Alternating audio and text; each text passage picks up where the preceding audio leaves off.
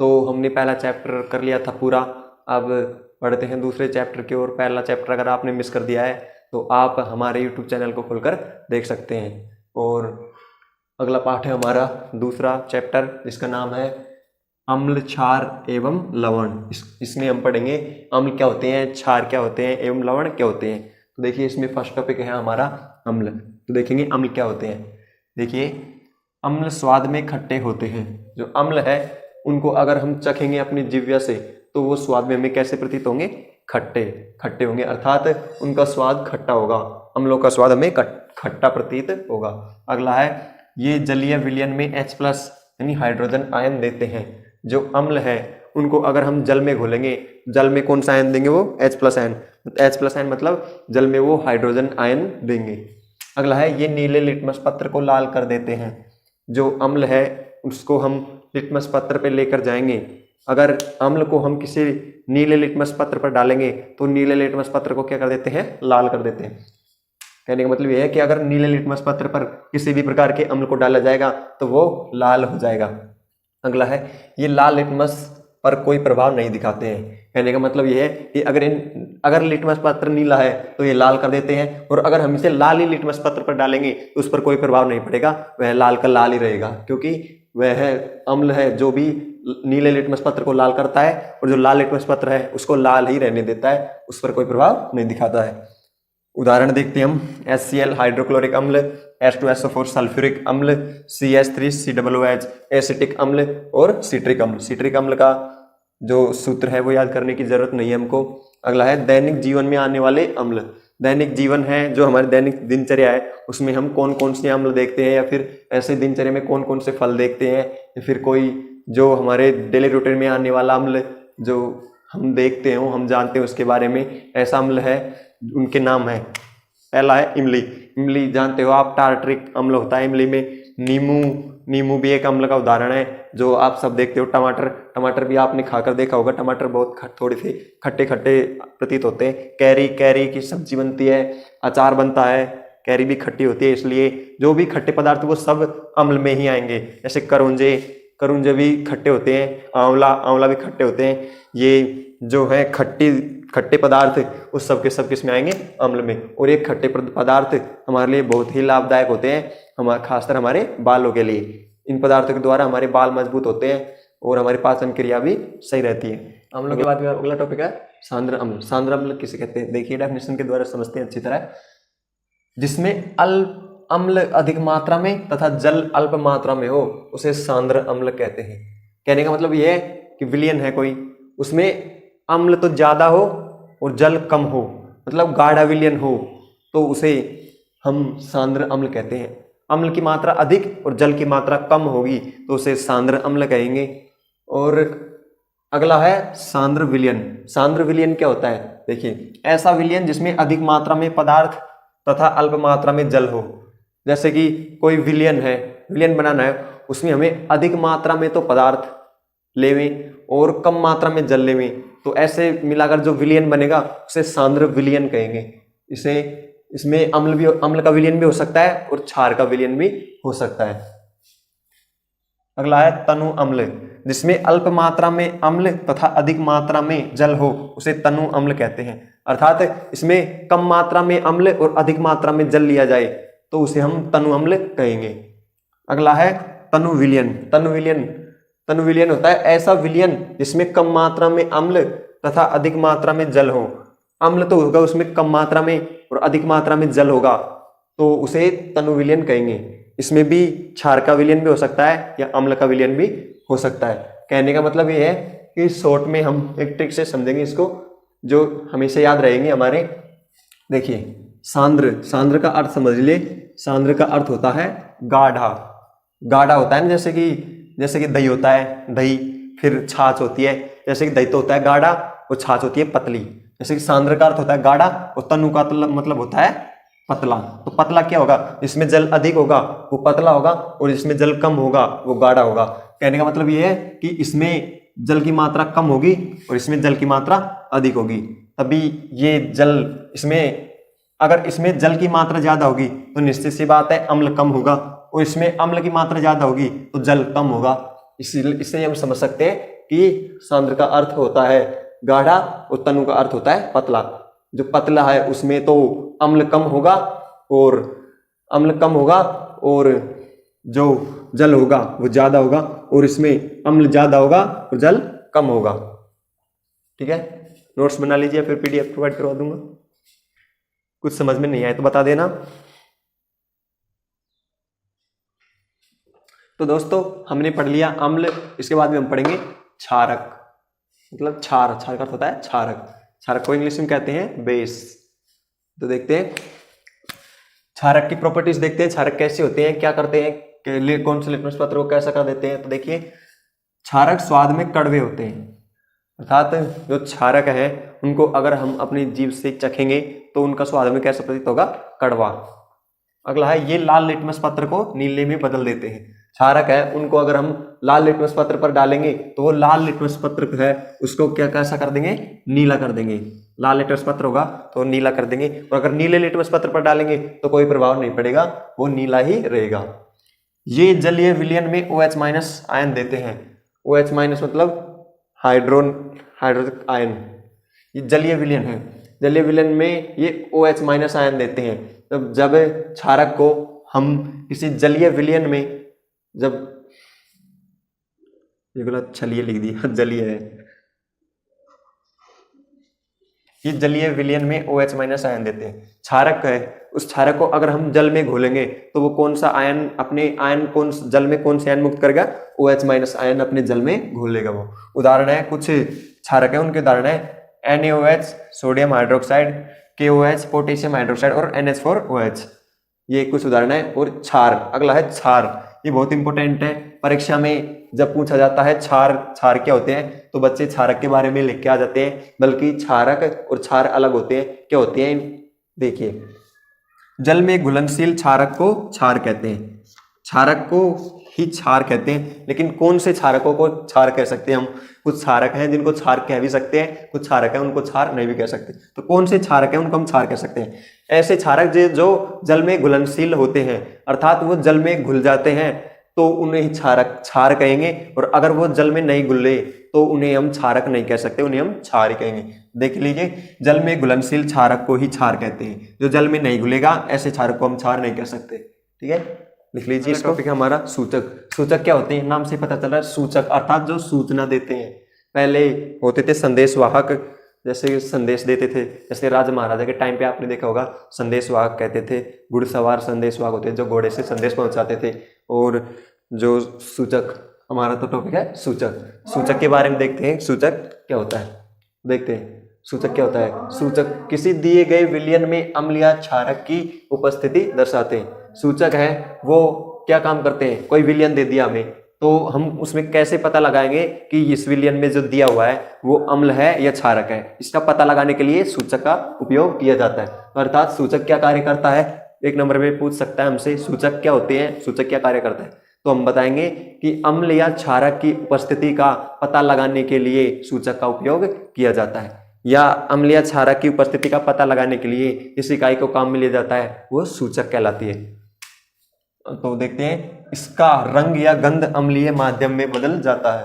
तो कैसे पता चलेगा कि सूचक में क्या होता है। सूचक में पता हम सूचक में डाल देंगे, जैसे कोई सूचक है उस सूचक को हम डाल देंगे किसी विलयन में। अगर हमें पता लगाना है कि ये अम्ल है या क्षार है तो क्या करेंगे, हमें सूचक दे दिया जाएगा, उस सूचक को डाल देंगे। तो सूचक को डालने के बाद ऐसे कौन कौन से परिवर्तन होंगे जिन परिवर्तनों के द्वारा हमें पता लगेगा।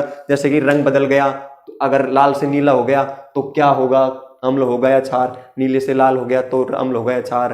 गंध में परिवर्तन हो गया तो कौन सी गंध हो गई, किस प्रकार की गंध। इस प्रकार इनका रंग या गंध अम्लीय माध्यम में बदल जाता है। अगर किसी विलयन में सूचक का पता लगाना है तो उसमें सूचक डालने के बाद उसके रंग और उसकी गंध है वो अम्लीय माध्यम में बदल जाती है। अर्थात जो अम्लीय माध्यम है उसके संपर्क में आने पर जो विलयन है उसका या तो रंग बदल जाएगा या फिर उस पदार्थ की गंध में परिवर्तन हो जाएगा। इससे हमें पता लग जाएगा कि ये अम्लीय है या क्षारीय है, या तो उसके रंग में परिवर्तन होगा या उसकी गंध या खुशबू में परिवर्तन होगा। तो सूचक कौन कौन से सूचक होते हैं, किस किस प्रकार सूचक होते हैं? देखिए 3 प्रकार के सूचक होते हैं। सूचक 3 प्रकार के होते हैं। पहला है प्राकृतिक सूचक, इनके बारे में हम डिटेल्स पढ़ेंगे। प्राकृतिक सूचक जो हमें प्रकृति से प्राप्त होते हैं, प्रकृति के द्वारा ही प्राप्त होते हैं। कृत्रिम सूचक जो हम लैब में बनाते हैं, किसी भी प्रकार के जो कृत्रिम या संश्लेषित सूचक। गंधीय सूचक, ऐसे सूचक गंध में जिनमें गंध परिवर्तित हो जाए, ऐसे सूचक डालते ही हमें गंध परिवर्तित हो जाए, तो गंध के द्वारा भी हम समझ सकते हैं कि अम्लीय है या क्षारीय है। तीनों सूचकों को अगले पेज में हम डिटेल से पढ़ेंगे।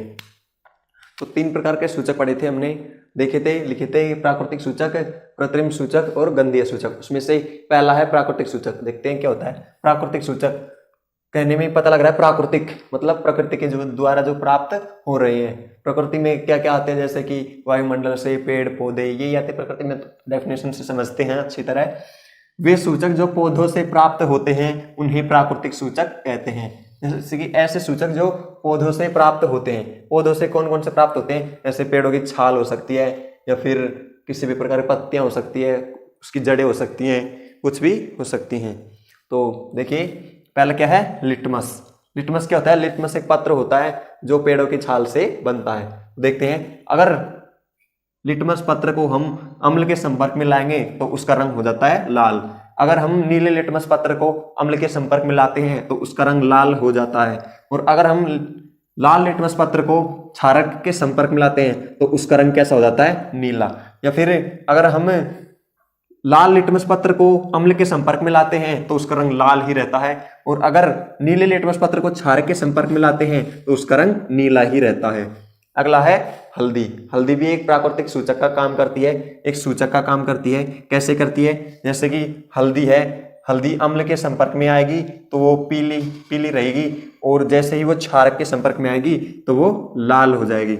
जैसे कि आप सभी जानते हैं, जैसे कि हम सब्जियों में हल्दी डलती है ना, तो जैसे हम कुछ खाना वाना खाते हैं तो सब्जी थोड़ी सी हमारे कपड़ों पर गिर जाती है, तो तब तो उसका रंग पीला रहता है। और जैसे ही हम कपड़े धोते हैं, कपड़े धोते वक्त हम जैसे उस पर साबुन लगाते हैं तो वो हल्दी कैसे हो जाती है? लाल हो जाती है। तो हम सोचते हैं कि ये कैसे हुआ, तो ये भी आप समझ गए होंगे कि कैसे हुआ। हल्दी है वो अम्ल के संपर्क में थी तब तो पीली थी, और जैसे ही उस पर क्षारक रगड़ गया, क्षारक का अर्थ है साबुन, साबुन भी क्षारक ही होता है। जैसे ही क्षारक रगड़ा गया उस पर, वैसे ही उसका रंग लाल हो गया। पीले से उसका रंग साबुन रगड़ते ही लाल हो जाता है। तो आपने पढ़ा था हल्दी पर अगर क्षारक रगड़ेंगे तो वो लाल हो जाएगी। और हम जब अपने कपड़ों पर हल्दी लगी होती है उस पर जब रगड़ते हैं क्षारक अर्थात साबुन को, तो साबुन के रगड़ने से उसका रंग लाल हो जाता है। एक अम्ल का उदाहरण है जो बेसिक जो हम सब जानते हैं, नींबू। ये स्वाद में खट्टे होते हैं। और क्षारक बेसिक उदाहरण है इसका साबुन। ठीक है, कुछ समझ में नहीं आ रहा हो तो पूछ सकते हो कमेंट करके, मैं बता दूंगा आपको। तो दोस्तों पहला पढ़ा था हमने प्राकृतिक सूचक, उसके बाद में आता है दूसरे नंबर पे कृत्रिम सूचक। तो देखते हैं हम कृत्रिम सूचक या संश्लेषित सूचक। डेफिनेशन देखते हैं। वे सूचक जो रसायन द्वारा बनाए जाते हैं उन्हें कृत्रिम सूचक कहते हैं। अर्थात वे सूचक जो हमें प्रकृति से भी नहीं मिलते, हम स्वयं बनाते हैं, प्रयोगशाला में बनाते हैं। ऐसे रसायनों को हम कहते हैं कृत्रिम सूचक कहते हैं। कृत्रिम सूचक में रसायन आते हैं जिन्हें रसायनों द्वारा आपने देखिए रसायन द्वारा ही बनाए जाते हैं। इनको रसायन के द्वारा बनाए जाते हैं और ये खुद भी एक रसायन ही होते हैं। ये हमें किसी चीज से प्राप्त नहीं होते, हमें रिएक्शन करा के और जज्बात मिलते हैं। ठीक है, उदाहरण में पहला है फिनोफ्थेलिन। फिनोफ्थेलिन एक सूचक का कार्य करता है। अगर फिनोफ्थेलिन एक क्षारक के संपर्क में आएगा तो उसका रंग गुलाबी हो जाता है। फिनोफ्थेलिन अगर क्षारक के संपर्क में आएगा तो उसका रंग गुलाबी हो जाएगा। और अगर फिनोफ्थेलिन एक अम्ल के संपर्क में आएगा तो उसका रंग सफेद हो जाएगा। ठीक है, फिनोफ्थेलिन अगर क्षारक के संपर्क में आता है तो उसका रंग गुलाबी हो जाता है, और फिनोफ्थेलिन अगर अम्ल के संपर्क में आता है तो उसका रंग सफेद हो जाता है। अगला है मेथिल ऑरेंज। मेथिल ऑरेंज अगर क्षारक के संपर्क में आएगा तो इसका रंग पीला हो जाता है, और अगर मेथिल ऑरेंज अम्ल के संपर्क में आएगा तो इसका रंग लाल हो जाता है। ठीक है, उम्मीद करता हूं समझ में आ गया होगा। एक बार फिर से देख लीजिए, जो हम रसायन, ऐसे सूचक जिन्हें हम रसायन द्वारा बनाते हैं प्रयोगशाला में, उन्हें कृत्रिम सूचक कहते हैं। रसायन ही होते हैं, कृत्रिम सूचक भी एक तो उदाहरण है फिनोफ्थिलीन। फिनोफ्थिलीन जब क्षारक के संपर्क में आएगा तो उसका रंग गुलाबी होगा, और अम्ल के संपर्क में आएगा तो उसका रंग सफेद होगा। और मेथिल ऑरेंज जब क्षारक के संपर्क में आएगा तो उसका रंग पीला होगा, और जब अम्ल के संपर्क में आएगा तो उसका रंग लाल हो जाएगा। ठीक है, तो तीसरा सूचक है दोस्तों हमारा गंधीय सूचक। तो इसकी डेफिनेशन देखते हैं। गंधीय सूचक, नाम से ही पता लग रहा है, गंधीय सूचक जिसमें गंध का परिवर्तन हो, ऐसा सूचक। तो डेफिनेशन से अच्छी तरह समझते हैं। जिन पदार्थों की गंध अम्लीय या क्षारीय माध्यम में बदल जाए तो उसे गंधीय सूचक कहते हैं। जैसे कि कोई पदार्थ है, उसकी गंध अम्लीय या क्षारीय माध्यम में बदल जाए तो उसे गंधीय सूचक कहते हैं। अम्लीय माध्यम में हो अलग, और जो क्षारीय माध्यम है उसमें बदल जाए, या फिर जैसे कि उसकी सामान्य गंध है वो अम्लीय माध्यम में तीक्ष्ण हो जाए, और क्षारीय माध्यम में जाते ही उसकी गंध परिवर्तित हो जाए, या फिर उसमें कोई गंध नहीं है। ऐसे गंध का पता लगाकर भी हम पता लगा सकते हैं कि ये अम्ल है या क्षार है, इसलिए गंधीय भी सूचक होते हैं। तो उदाहरण के द्वारा अच्छी तरह समझते हैं। जैसे प्याज का रस होता है, प्याज का रस जब अम्ल के संपर्क में आएगा तो उसमें तीक्ष्ण गंध आएगी। जैसे ही तीक्ष्ण, बहुत हमें पता लग जाएगा तीक्ष्ण गंध आते ही कि ये प्याज का रस अम्लीय है, प्रकृति का है। प्याज के रस में डालेंगे तो तीक्ष्ण गंध आ जाएगी। और अगर वह क्षारक के संपर्क में आ गया तो उसमें किसी भी प्रकार की गंध नहीं आएगी। अगर अम्ल के संपर्क में आया तो उसमें तीक्ष्ण गंध आएगी, और अगर क्षारक के संपर्क में आ गया तो उसमें किसी भी प्रकार की गंध नहीं आएगी। और वेनिला आइसक्रीम आपने खाई होगी, बहुत ही अच्छी होती है। ये एक आइसक्रीम होती है।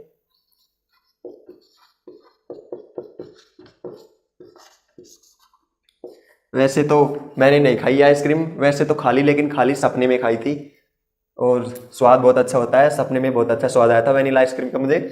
तो जब वेनिला आइसक्रीम को अम्ल के संपर्क में लाया जाएगा तो उसमें किसी प्रकार की गंध में परिवर्तन नहीं होगा। जैसी वेनिला आइसक्रीम में आती है वैसी ही गंध आएगी। और अगर उस वेनिला आइसक्रीम को क्षारक के संपर्क में लाएंगे तो उसमें जो वेनिला आइसक्रीम की गंध थी वो भी गंध चली जाएगी, उसमें किसी भी प्रकार की गंध आएगी ही नहीं। अगला है लौंग का तेल। तो लौंग का तेल होता है, उसको अगर अम्ल के संपर्क में लाएंगे तो उसमें उसकी गंध में कोई भी परिवर्तन नहीं होगा, उसकी जैसे पहले गंध आती थी वैसी गंध आएगी। और अगर उसे क्षारक के संपर्क में लाएंगे तो जो पहले भी लौंग के तेल की गंध आती थी वो भी खत्म हो जाएगी, और उसमें किसी भी प्रकार की गंध नहीं आएगी। तो दोस्तों अगला टॉपिक है हमारा अम्ल व क्षारकों के रासायनिक गुण।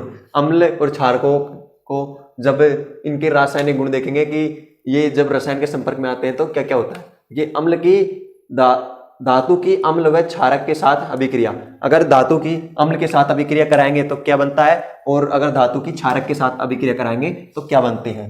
देखिए पहले कराते हैं अम्ल के साथ अभिक्रिया, धातु की कराएंगे अम्ल के साथ अभिक्रिया। तो अम्ल के साथ अभिक्रिया करा रहे हैं धातु की, तो क्या बनेगा, हमेशा लवण प्लस जल ही बनेगा। अगर किसी अम्ल की धातु के साथ अभिक्रिया कराएंगे तो हमेशा लवण प्लस जल बनेगा।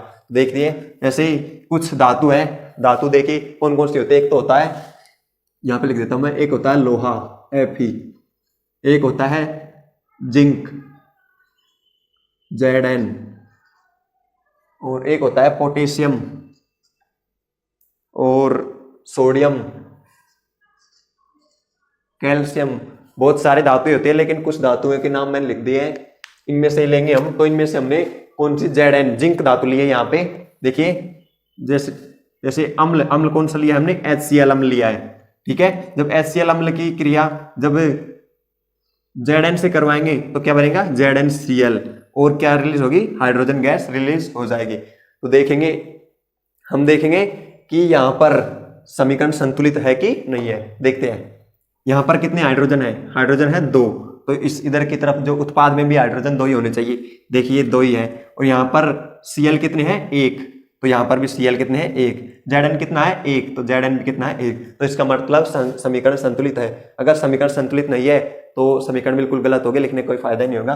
इधर भी देखते हैं हम, जब सोडियम हाइड्रोक्साइड की क्रिया जिंक धातु से करवाते हैं, इसका मतलब सोडियम हाइड्रोक्साइड क्या है, एक क्षारक है। तो क्षारक की क्रिया धातु के साथ करवाते हैं तो लवण और हाइड्रोजन गैस बनती है। क्षारक क्या है, यहाँ पर यहाँ पर है सोडियम हाइड्रोक्साइड NaOH। इसकी क्रिया जब जिंक धातु से करवाएंगे तो क्या बनेगा, Na2ZnO2 plus H2 hydrogen gas release होगी। यहाँ पर भी देखते हैं समीकरण संतुलित है या नहीं है। अगर समीकरण संतुलित नहीं है तो समीकरण होगी गलत, हमारे लिखने का कोई फायदा नहीं होगा। देखते हैं 2Na 2 सोडियम है तो यहाँ पर भी देखिए 2 ही सोडियम है। Zn 1 है तो Zn भी यहाँ पर 1 है।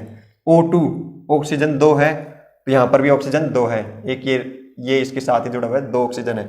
और हाइड्रोजन कितने हैं, 2 हाइड्रोजन है तो हाइड्रोजन भी इसी के साथ जुड़ा हुआ है, ये NaOH सोडियम हाइड्रोक्साइड, तो हाइड्रोजन भी 2 ही है। तो इसका मतलब ये समीकरण संतुलित है। ठीक है, फर्स्ट चैप्टर हमने कंप्लीट करवा दिया है। अगर आपने वो मिस कर दिया है तो हमारे चैनल पर जाकर देख लीजिए। आगे का स्टार्ट करते हैं। हमने कल पढ़ा था कि जब अम्ल और धातु की क्रिया करवाते हैं तो लवण और हाइड्रोजन गैस बनती है। हमने पढ़ा था हाइड्रोजन गैस बनती है। ठीक है, तो कैसे पता चलेगा कि जो बनेगी वो हाइड्रोजन गैस ही होगी। हो सकता है वो ऑक्सीजन भी हो सकती है, कोई भी गैस हो सकती है, लेकिन हमने उसे परखा, हमने जांचा कि वो हाइड्रोजन ही थी। कैसे, हमने एक विधि है उसके द्वारा जांचा, उस विधि को हम अब पढ़ते हैं। देखिए हाइड्रोजन गैस का परीक्षण। हाइड्रोजन गैस का परीक्षण करेंगे तभी हमें पता चलेगा कि यह हाइड्रोजन गैस है या नहीं है, निकलने वाली गैस हाइड्रोजन थी कि नहीं थी। देखते हैं, अभिक्रिया करवा कर देखेंगे। हाइड्रोजन गैस के पास जब जलती हुई मोमबत्ती लाई जाती है तो हाइड्रोजन गैस फटफट की ध्वनि उत्पन्न करके जलती है। कहने का मतलब यह है कि जब हाइड्रोजन गैस है उसके पास कोई जलती हुई मोमबत्ती या ज्वलनशील पदार्थ लाया जाएगा तो जो हाइड्रोजन गैस है वो फटफट की ध्वनि करके जलती है, पॉप की ध्वनि से जलती है। अगर हम जो अभिक्रिया करवाएंगे उसके पास हम जलती हुई मोमबत्ती लाएंगे, अगर वह गैस जो फटफट की ध्वनि से अगर जलने लगी तो हमें पता लग जाएगा कि यह हाइड्रोजन गैस है। और अगर नहीं जली तो इसका मतलब है कि वह हाइड्रोजन गैस नहीं है। और आपको पता है हाइड्रोजन गैस एक ज्वलनशील गैस है। ठीक है, तो ये इसके द्वारा समझते हैं हम चित्र के द्वारा। देखिए ये एक स्टैंड है, इससे इस पिपेट नली को पकड़ रखा है। इस जो बीकर है, ये बीकर नहीं, एक फ्लास्क है, इसको पकड़ रखा है। इसमें ये डाल रखे हैं जिंक के टुकड़े और अम्ल ले रखा है हमने HCl अम्ल। ठीक है, तो आपने पढ़ा था कि अम्ल कि जब धातु के साथ क्रिया करवाते हैं तो लवण प्लस H2 गैस बनती है। ठीक है, ये अभिक्रिया थी। तो अम्ल क्या है, यहाँ पर HCl अम्ल लिया है हमने, और धातु कौन सी ली है, जिंक धातु ली है। अब ये इन दोनों की अभिक्रिया करवाएंगे। इसमें अम्ल भी है HCl और ये Zn के टुकड़े हैं धातु। तो इनकी क्रिया कराएंगे तो लवण बनेगा और एक बनने वाली गैस कौन सी होगी, हाइड्रोजन। तो देखते हैं कि इस अभिक्रिया से क्या हाइड्रोजन गैस बनती है या फिर कोई और गैस बनती है। देखते हैं, यहाँ पर जो गैस बनेगी उसको हमने इस बीकर में ले लिया है इस नली के द्वारा, और हमने यहाँ पर एक कॉर्क लगा दिया है जिससे कि गैस नली में होकर जाए, इधर होकर बाहर नहीं निकले।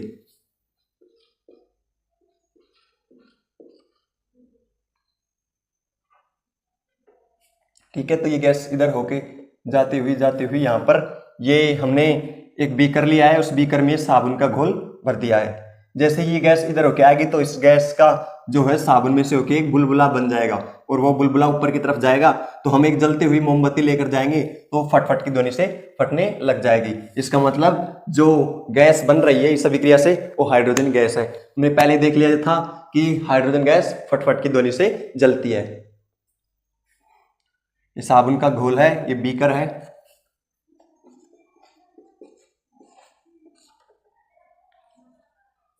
और ये जलती हुई मोमबत्ती।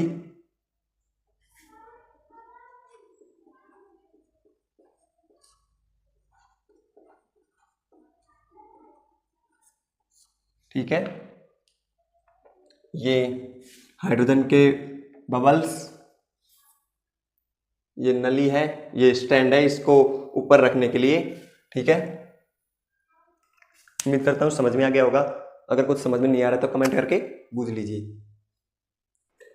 तो दोस्तों अगला टॉपिक है हमारा अम्ल व क्षारक की धातु कार्बोनेट व धातु बाइकार्बोनेट के साथ अभिक्रिया। अगर अम्ल व क्षारक की धातु कार्बोनेट और धातु बाइकार्बोनेट के साथ अभिक्रिया करवाएंगे तो क्या बनेगा। ठीक है, एक बात ध्यान रखना, एग्जाम में अक्सर पूछा जाता है धातु बाइकार्बोनेट को हाइड्रोजन कार्बोनेट भी कह सकते हैं। ठीक है, इसमें पहला है हम अम्ल के साथ धातु कार्बोनेट की अभिक्रिया करवाएंगे। ठीक है, जब अम्ल के साथ धातु कार्बोनेट की अभिक्रिया करवाएंगे तो हमेशा लवण, CO2 गैस और जल बनेगा। ठीक है, ये तीन चीजें बनेंगी कि किसी प्रकार का अम्ल हो उसकी धातु बाई कार्बोनेट के साथ अभिक्रिया करवाएंगे। तो धातु बाई कार्बोनेट कौन कौन से होते हैं देखिए।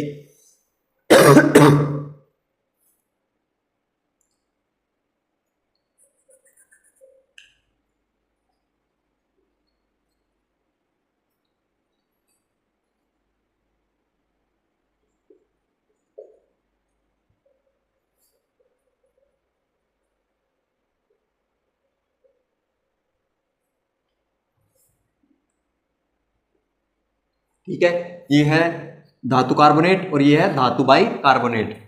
ये फिर इसे हाइड्रोजन कार्बोनेट भी कह सकते हैं, धातु हाइड्रोजन कार्बोनेट भी कह सकते हैं। इसकी अभिक्रिया देख लेते हैं। अम्ल हमने HCl लिया है, धातु बाई कार्बोनेट बता दिया आपको, यही लिया है हमने। इसकी अभिक्रिया करवाएंगे तो NaCl बनेगा और एक बनेगा CO2 गैस और जल, जो कि NaCl जो कि एक लवण है, CO2 गैस बनेगी और जल बनेगा।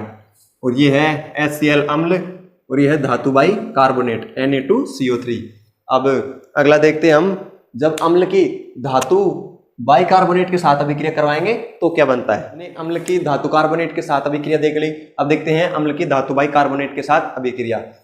मैंने पहले बता दिया, धातु बाई कार्बोनेट को हम धातु हाइड्रोजन कार्बोनेट भी बोल सकते हैं। देखिए, अम्ल की धातु बाई कार्बोनेट के साथ अभिक्रिया या फिर अम्ल की धातु हाइड्रोजन कार्बोनेट के साथ अभिक्रिया। ठीक है, देखते हैं अम्ल प्लस धातु बाई कार्बोनेट जब अभिक्रिया करेंगे तो लवण, CO2 गैस और जल ही बनाएंगे।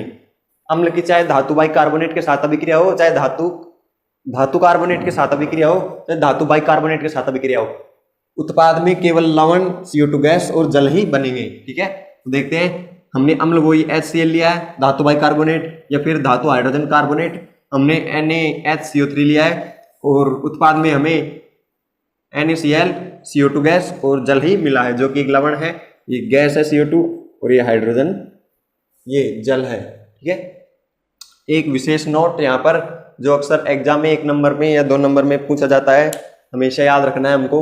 हमने अम्ल की तो धातु कार्बोनेट के साथ और धातु बाई कार्बोनेट के साथ अभिक्रिया देख ली, लेकिन अब देखेंगे क्षारक की क्या सिस्टम है। देखिए, अम्ल के साथ तो अभिक्रिया कर ली धातु बाई कार्बोनेट ने, लेकिन धातु बाई कार्बोनेट और धातु हाइड्रोजन कार्बोनेट या फिर धातु बाई कार्बोनेट जो है क्षारक के साथ अभिक्रिया नहीं करते हैं। देखिए नोट, क्षारक हैं वो धातु कार्बोनेट और धातु बाई कार्बोनेट या धातु हाइड्रोजन कार्बोनेट के साथ अभिक्रिया नहीं करते हैं। ये लाइन याद रखनी है। अम्ल के साथ तो धातु बाई कार्बोनेट और धातु कार्बोनेट अभिक्रिया करते हैं, लेकिन क्षारक के साथ धातु कार्बोनेट और धातु बाई कार्बोनेट दोनों ही अभिक्रिया नहीं करते हैं। ठीक है, विशेष मोस्ट है, एग्जाम में अक्सर पूछा जाता है। तो दोस्तों, अगला टॉपिक है हमारा अम्ल के साथ धातु ऑक्साइड की अभिक्रिया। धातु ऑक्साइड का मतलब होता है जब धातु के साथ कोई ऑक्साइड या फिर धातु के साथ कोई ऑक्सीजन जुड़ जाती है तो उसे धातु ऑक्साइड कहते हैं। जैसे कि कॉपर के साथ जब ऑक्सीजन जुड़ जाएगी तो धातु ऑक्साइड CuO बनेगा। मैग्नीशियम के साथ कोई ऑक्सीजन जुड़ जाएगा तो धातु ऑक्साइड MgO बनेगा। ठीक है, इस प्रकार बनते हैं। देखते हैं, हम समझाने के लिए था।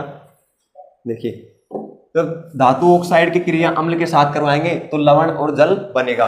ठीक है, कोई धातु ऑक्साइड लेंगे, उसकी क्रिया हम अम्ल के साथ करवाएंगे तो लवण और जल बनेगा। लेते हैं धातु ऑक्साइड, अभी हमने जो देखा था जैसे कि CuO फिर या MgO ले लेते हैं, इसमें CuO लिया है हमने। ठीक है, कॉपर ऑक्साइड। ठीक है, तो इसकी क्रिया HCl अम्ल के साथ करवाएंगे तो CuCl कॉपर क्लोराइड और जल बनेगा। ठीक है, ये कॉपर क्लोराइड है जो बनने से विलयन का रंग नीला हो जाता है, तो कॉपर क्लोराइड जल में बनेगा। ठीक है, जैसे कि बीकर है,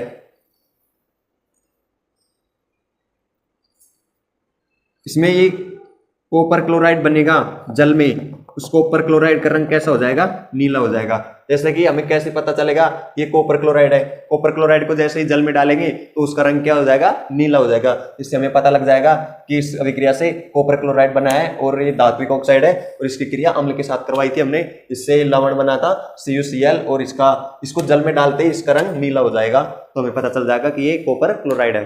देखिए दोस्तों, अगला टॉपिक है हमारा क्षारक के साथ अधात्विक ऑक्साइड की अभिक्रिया। हमने धात्विक ऑक्साइड की अभिक्रिया अम्ल के साथ देख ली थी, अगली है क्षारक के साथ अधात्विक ऑक्साइड की अभिक्रिया। जब क्षारक की अभिक्रिया अधात्विक ऑक्साइड के साथ करवाएंगे तो लवण और जल बनेगा। अधात्विक ऑक्साइड क्या होते हैं, अम्ल होते हैं, ठीक है, अम्ल होते हैं। तो क्या हो जाएगा हमारा, अम्ल और क्षारक की अभिक्रिया ही हो जाएगी, क्योंकि अधात्विक ऑक्साइड क्या होते हैं, अम्ल होते हैं। तो अम्ल और क्षारक की अभिक्रिया करवाते हैं। तो आपको सबको पता है, हमने बताया था अम्ल और क्षारक की अभिक्रिया करवाने पर लवण और जल बनते हैं। इस अभिक्रिया में भी ऐसा ही होगा, लवण और जल बनेंगे, ठीक है। तो अधात्विक ऑक्साइड कौन सा लिया हमने, अधात्विक ऑक्साइड लिया है CO2, ठीक है। तो क्षारक कौन सा लिया है, CaOH का होल ट्वाइस, ठीक है। जब CaOH का होल ट्वाइस अभिकारक की CO2 अभिकारक के साथ अभिक्रिया करवाएंगे तो CaCO3 लवण और जल प्राप्त होगा। ये CaCO3 है लवण और H2 है जल, और अधात्विक ऑक्साइड के लिए है CO2 और क्षारक क्या है हमारा CaOH2। तो हमने अम्ल और क्षारक के गुण पढ़ लिए थे कि अम्ल स्वाद में खट्टे होते हैं, क्षारक स्वाद में कड़वे होते हैं। अब अम्ल और क्षारक जल में किस प्रकार होते हैं ये देखते हैं हम। अम्ल जलीय विलयन में अम्ल तथा क्षारक के गुण। जलीय विलयन में अम्ल किस प्रकार व्यवहार करते हैं, कैसे होते हैं, क्या होते हैं। क्षारक जलीय विलयन में कैसे होते हैं, कौन से आयन देते हैं, क्या बनाते हैं, ठीक है। सबसे पहले अम्ल के बारे में पढ़ेंगे। जल में अम्ल H+ हाइड्रोजन आयन देते हैं, ये हमने पहले ही पढ़ लिया, बताने की जरूरत नहीं है। जल में अगर हम किसी अम्ल को डालेंगे तो H+ आयन के रूप में होगा। H+ ion H3O+ hydronium ion के रूप में पाए जाते हैं। जल में हमने पढ़ा था कि H+ आयन देते हैं, और जो H+ आयन होता है वो जल में जाने के बाद H3O+ आयन के रूप में टूट जाता है, जिसे हम कहते हैं हाइड्रोनियम आयन, ठीक है। जैसे कि हम देखते हैं जब हाइड्रोनियम H+ आयन को जब जल में डालेंगे तो वो किस प्रकार होता है, वो H3O+ हाइड्रोनियम आयन के रूप में ही जाता है, ठीक है। एक अम्ल के उदाहरण से समझ लेते हैं। जैसे हमने पढ़ा था कि जल में अम्ल H+ आयन देते हैं, H+ आयन तो देते हैं लेकिन वो H+ आयन हाइड्रोनियम आयन के रूप में होता है, ठीक है। देखते हैं जब हम HCl अम्ल को जल में प्रवाहित करवाएंगे तो हमें H3O+ हाइड्रोनियम आयन और क्लोरीन गैस प्राप्त होगी, ठीक है। हमने पढ़ा था कि किसी भी अम्ल को अगर जल में डालेंगे तो अम्ल है उसमें H+ आयन देते हैं, अम्ल हमेशा जल में H+ आयन देते हैं, हमने पढ़ा था। और H+ आयन किस प्रकार होते हैं, वो H+ आयन H3O+ आयन अर्थात हाइड्रोनियम आयन के रूप में होते हैं। इसमें देख सकते हैं हम इस अभिक्रिया में H2O = H3O+ hydronium ion plus Cl, chlorine gas निकल जाएगी इसमें से, और इसलिए इस पर माइनस का ऋण आवेश आया है, ठीक है। तो दोस्तों हमने अम्ल के बारे में पढ़ लिया, अब पढ़ेंगे क्षारक के बारे में। देखिए जल में क्षारक OH- आयन देते हैं, ये तो हमने पहले पढ़ लिया, बताने की जरूरत नहीं है। जल में क्षारक है वो OH- आयन देते हैं। उदाहरण के द्वारा देखते हैं NaOH एक क्षारक है, आप सब जानते हैं। तो NaOH जल में डालने पर Na+ OH- में टूट जाता है, ये OH- आयन दे देगा जल में जाकर, तो ठीक है। अम्ल और क्षारक की को यूज करते समय कुछ सावधानियां रखी जाती हैं, उनके बारे में पढ़ते हैं। देखिए अम्ल व क्षारक को जल में मिलाते समय सावधानियां। जब अम्ल और क्षारक को हम जल में मिलाएंगे तो उस समय में कौन कौन सी सावधानियां रखनी चाहिए, उनके बारे में कुछ 2 सावधानियां निम्न है, देखते हैं। हमेशा अम्ल तथा क्षारक को जल में धीरे धीरे मिलाना चाहिए। अम्ल व क्षारक को हमें जल में मिलाते समय ये ध्यान रखना चाहिए कि दोनों को धीरे धीरे डालें, एक साथ बिल्कुल ऐसे ही नहीं डालना है हमको, धीरे धीरे अम्ल को डालना है जल में और धीरे धीरे क्षारक को डालना है, ठीक है। अम्ल और क्षारक को जल में डालना है, न कि जल को अम्ल व क्षारक में डालना है, क्योंकि ये प्रक्रिया फिर पूरी तरह उल्टी हो जाएगी। ये प्रक्रिया बहुत ही ऊष्मक्षेपी होती है, इसलिए हमें अम्ल व क्षारक को जल में मिलाते समय अपने जो टीचर है उसकी निगरानी में मिलाना चाहिए। लैब में हमें इसी प्रकार कुछ कार्य नहीं करना चाहिए, रसायनों से खेलना नहीं चाहिए, क्योंकि रसायन बहुत ही खतरनाक हो सकते हैं हमारे लिए। इसलिए हमें जो भी करना चाहिए वो टीचर की निगरानी में ही करना चाहिए। यह प्रक्रिया अत्यधिक ऊष्मक्षेपी होती है, इसलिए कांच पात्र को धीरे धीरे हिलाते रहना चाहिए। जब हम अम्ल व क्षारक को जल में डालेंगे तो हमें धीरे धीरे जो पात्र है उसमें डालेंगे, उस पात्र को भी धीरे धीरे हिलाते रहना चाहिए, क्योंकि अगर हम नहीं हिलाएंगे तो यह प्रक्रिया बहुत ही ऊष्मक्षेपी होती है, बहुत ही ऊष्मा बाहर निकलती है, तो वह ऊष्मा पूरी तरह नहीं निकल पाएगी बाहर, और कांच पात्र फट भी सकता है और कुछ भी हादसा हो सकता है। देखिए किस प्रकार जैसे कि ये जल है, ये अम्ल है और ये है क्षारक। हमें क्षारक को और अम्ल को डालते समय धीरे धीरे डालना है, और धीरे धीरे डालने पर डालते रहेंगे धीरे धीरे। और ये पात्र है, जो कांच का पात्र है, इसको भी धीरे धीरे हिलाना है। ठीक है, इसको भी हिलाते रहना है। अगर हम इसे नहीं हिलाएंगे तो ये फट भी सकता है, कुछ भी हादसा हो सकता है। इसलिए ध्यान रखना, अगर कभी हम प्रयोगशाला में जाएं और अम्ल व क्षारक को मिलाएं तो बिल्कुल धीरे धीरे अम्ल व क्षारक को मिलाना है, जल में मिलाना है। अम्ल व क्षारक को जल में नहीं डालना है, अम्ल व क्षारक को जल में डालना है, न कि जल को अम्ल व क्षारक में। अगर अम्ल व क्षारक में जल डालेंगे हम तो कोई बड़ा हादसा भी हो सकता है। इसलिए हमें जो भी करना चाहिए वो टीचर की निगरानी में ही करना चाहिए। इसलिए देखिए, ये अभिक्रिया होती है बहुत ही ऊष्मा छिपी होती है। अगर हम इसे नहीं हिलाएंगे तो ऊष्मा अंदर रहेगी, एकदम से जब ऊष्मा बढ़ेगी तो कांच पात्र फट भी सकता है, कुछ हादसा भी हो सकता है। इसलिए हम धीरे धीरे डालते जाएंगे और धीरे धीरे इसको हिलाते जाएंगे, इससे ऊष्मा बाहर निकलती रहेगी। ठीक है, सही तरीका ये है कि जल में अम्ल और क्षारक डाला जाए, और न कि ये तरीका जैसे कि हमने अम्ल ले लिया और इसमें ले लिया क्षारक और इसमें डाल रहे हैं जल। अगर ऐसा करेंगे तो बड़ा हादसा हो सकता है, कुछ भी हो सकता है। ठीक है, ऐसा हमें नहीं करना है, ध्यान रखना है।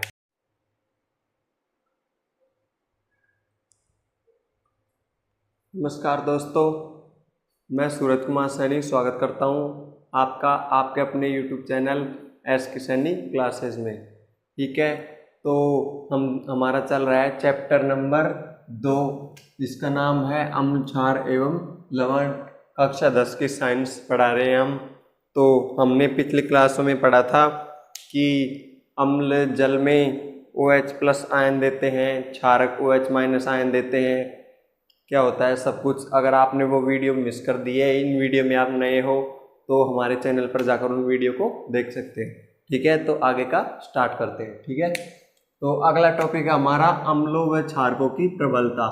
अम्ल कितने प्रबल होते हैं, प्रबल अम्ल क्या होते हैं, प्रबल क्षारक क्या होते हैं, प्रबल अम्ल कौन से होते हैं, प्रबल क्षारक कौन से होते हैं, इनके बारे में पढ़ते हैं। ठीक है, डेफिनेशन से अच्छी तरह समझते हैं। किसी क्षारक या अम्ल की प्रबलता उसके द्वारा जल में उत्पन्न H+ आयन या OH- आयन की सांद्रता पर निर्भर करती है। ठीक है, कहने का मतलब यह है कि किसी क्षारक या अम्ल की अगर हमको प्रबलता देखनी है तो क्या करेंगे, अगर हमें देखना है कि ये अम्ल कितना प्रबल है तो हमें यह देखना पड़ेगा कि वह जल में H+ आयन कितना दे रहा है। तो देखना पड़ेगा कि जितना अधिक वह जल में H+ आयन देगा वह अम्ल उतना ही प्रबल होगा, और जितना अधिक OH- आयन देगा, जितना अधिक OH- आयन देगा वह उतना ही प्रबल क्षारक होगा, और जितना कम H+ आयन देगा उतना ही दुर्बल अम्ल होगा, और जितना कम OH- आयन देगा उसमें, तो जल में जितना कम OH- आयन देगा जल में उतना ही दुर्बल क्षारक होगा।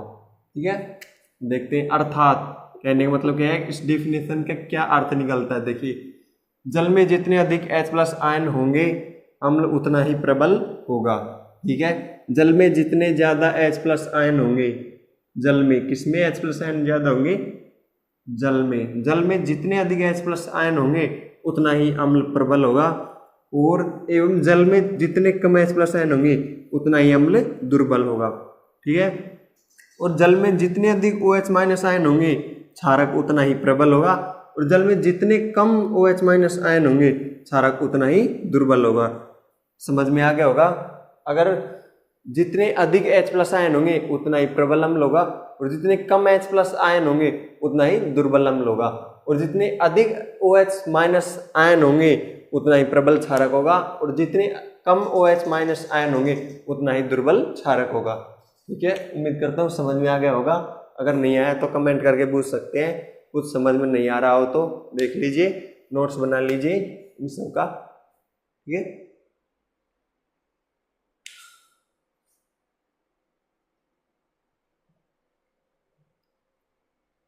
तो दोस्तों हमने पढ़ा था कि अम्ल व क्षारक प्रबल और दुर्बल भी होते हैं। जितने H+ आयन देंगे जल में उतने ही प्रबल होंगे। तो जल में H+ आयन के द्वारा भी हम माप सकते हैं, और किन्हीं ही सूचकों का या मापन का प्रकार भी हम यूज कर सकते हैं। उनमें हम अम्लों व क्षारकों की प्रबलता का मापन करेंगे। ठीक है, हम अम्ल व क्षारकों को H+ आयन की सांद्रता के आधार पर भी प्रबल अम्ल व क्षारकों के रूप में ज्ञात कर सकते हैं, और उनका मापन भी कर सकते हैं। इसके द्वारा मापन कर सकते हैं, देखते हैं डेफिनेशन के द्वारा। अम्ल व क्षारकों की प्रबलता का मापन, ठीक है, मापन करेंगे अम्ल व क्षारकों का, ठीक है, उनमें कितने प्रबल अम्ल होते हैं उनका मापन करेंगे इसमें हम। ठीक है, अम्ल व क्षारक की प्रबलता को हम एक सार्वत्रिक मात्रक के द्वारा माप सकते हैं। ठीक है, अम्ल और क्षारकों को हम माप भी सकते हैं। किस प्रकार माप सकते हैं? एक सार्वभौमिक मात्रक होता है, सार्वत्रिक या सार्वभौमिक मात्रक होता है। ठीक है, जिसे हम सार्वभौमिक सूचक क्या कहते हैं उसे, जिसके द्वारा मापते हैं उसे क्या कहते हैं? सार्वभौमिक सूचक भी कह सकते हैं। ठीक है, जिसके द्वारा मापेंगे उसे हम सार्वभौमिक सूचक भी कह सकते हैं। ठीक है, या इस मात्रक पर स्केल की भांति पैमाने लिखे होने के कारण इसे pH स्केल भी कह सकते हैं। ठीक है, जो मात्रक होगा उस पर जो स्केल होते हैं, जैसे हमारे पास स्केल होता है सामान्य स्केल, इस पर सेंटीमीटर में लगे होते हैं, उसी प्रकार उसमें भी लिखा रहता है 1 2 3 4 5 6 7 8 9 10 11 12 13 14 15। ठीक है, वो pH को बताते हैं। ठीक है, इसलिए उसे भी pH स्केल कहते हैं। जैसे हमारा सामान्य स्केल होता है, ऐसे ही pH मापने का भी स्केल होता है। अर्थात अगर ये समझ में नहीं आ रहा हो तो एक लाइन से भी समझ सकते हैं। ये सब समझाने के लिए आपको एग्जाम में आए तो सिर्फ हमें सीधा समझाना है। ठीक है, ये तो समझ में आने के लिए इतना मैं बता रहा हूँ। ठीक है, अर्थात अम्लों व क्षारकों की प्रबलता को pH स्केल द्वारा मापा या ज्ञात किया जा सकता है। ठीक है, इतना नहीं पढ़कर हम ये भी समझ सकते हैं कि अम्ल व क्षारकों को मापने के लिए pH स्केल का यूज किया जाता है। ठीक है, pH स्केल अभी आगे पढ़ेंगे हम, क्या होता है, कैसे उसमें लिखे रहते हैं, pH स्केल बताएंगे आपको। फिर माप के भी बताएंगे कि इसका pH कितना होता है, जल का pH कितना होता है, मुंह का pH कितना होता है, रक्त का pH कितना होता है, सब बताएंगे आपको। ठीक है, आप जुड़े रहिए सिर्फ एस के सैनिक क्लासेस के साथ, सब कुछ पढ़ाएंगे आपको, पूरा कोर्स करवाएंगे। ठीक है, नोट्स बना लीजिए इनके, या फिर PDF तो डाल देंगे हम।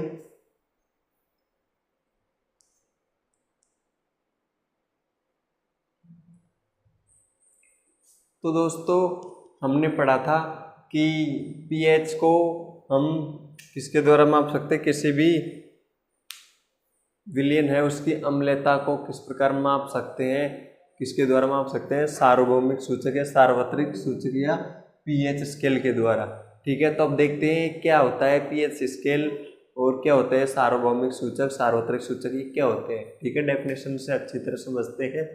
देखिए, यह अनेक सूचकों का मिश्रण होता है, मतलब कहने का मतलब यह अनेक सूचकों का मिश्रण का अर्थ होता है कि यह अनेक प्रकार की सूचना देता है, मतलब हर सूचना को अलग अलग तरीके से देता है। जैसे कि अम्ल, अगर कोई ज़्यादा अम्लीय है तो उसको बिल्कुल गहरे कलर से, अगर कम अम्लीय है तो उसको हल्के कलर से, ज़्यादा थोड़ा गहरा अम्लीय होगा, कुछ भी होगा तो उसको अलग अलग कलर से बताएगा हमें। ठीक है, इसका मतलब ये होता है यह अनेक सूचकों का मिश्रण है, यह अनेक सूचनाओं को देता है, इसलिए इसे अनेक सूचकों का मिश्रण बोला है।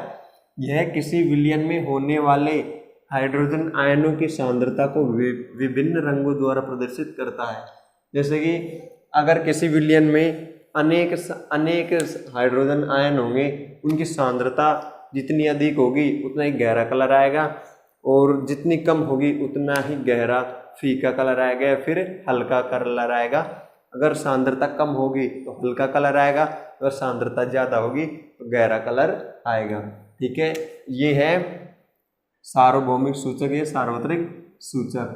ठीक है, अगर pH ज़्यादा होगी, जैसे कि किसी विलयन की pH 0 से 1, 1 से 2, 2 से 3, 3 से 4 और 4 से 5 के मध्य होगी तो उसका कलर कैसा होगा? लाल होगा, बिल्कुल गहरा लाल होगा। अगर किसी अम्ल की पीएच होगी ऐसी, तो ठीक है उसका कलर लाल होगा।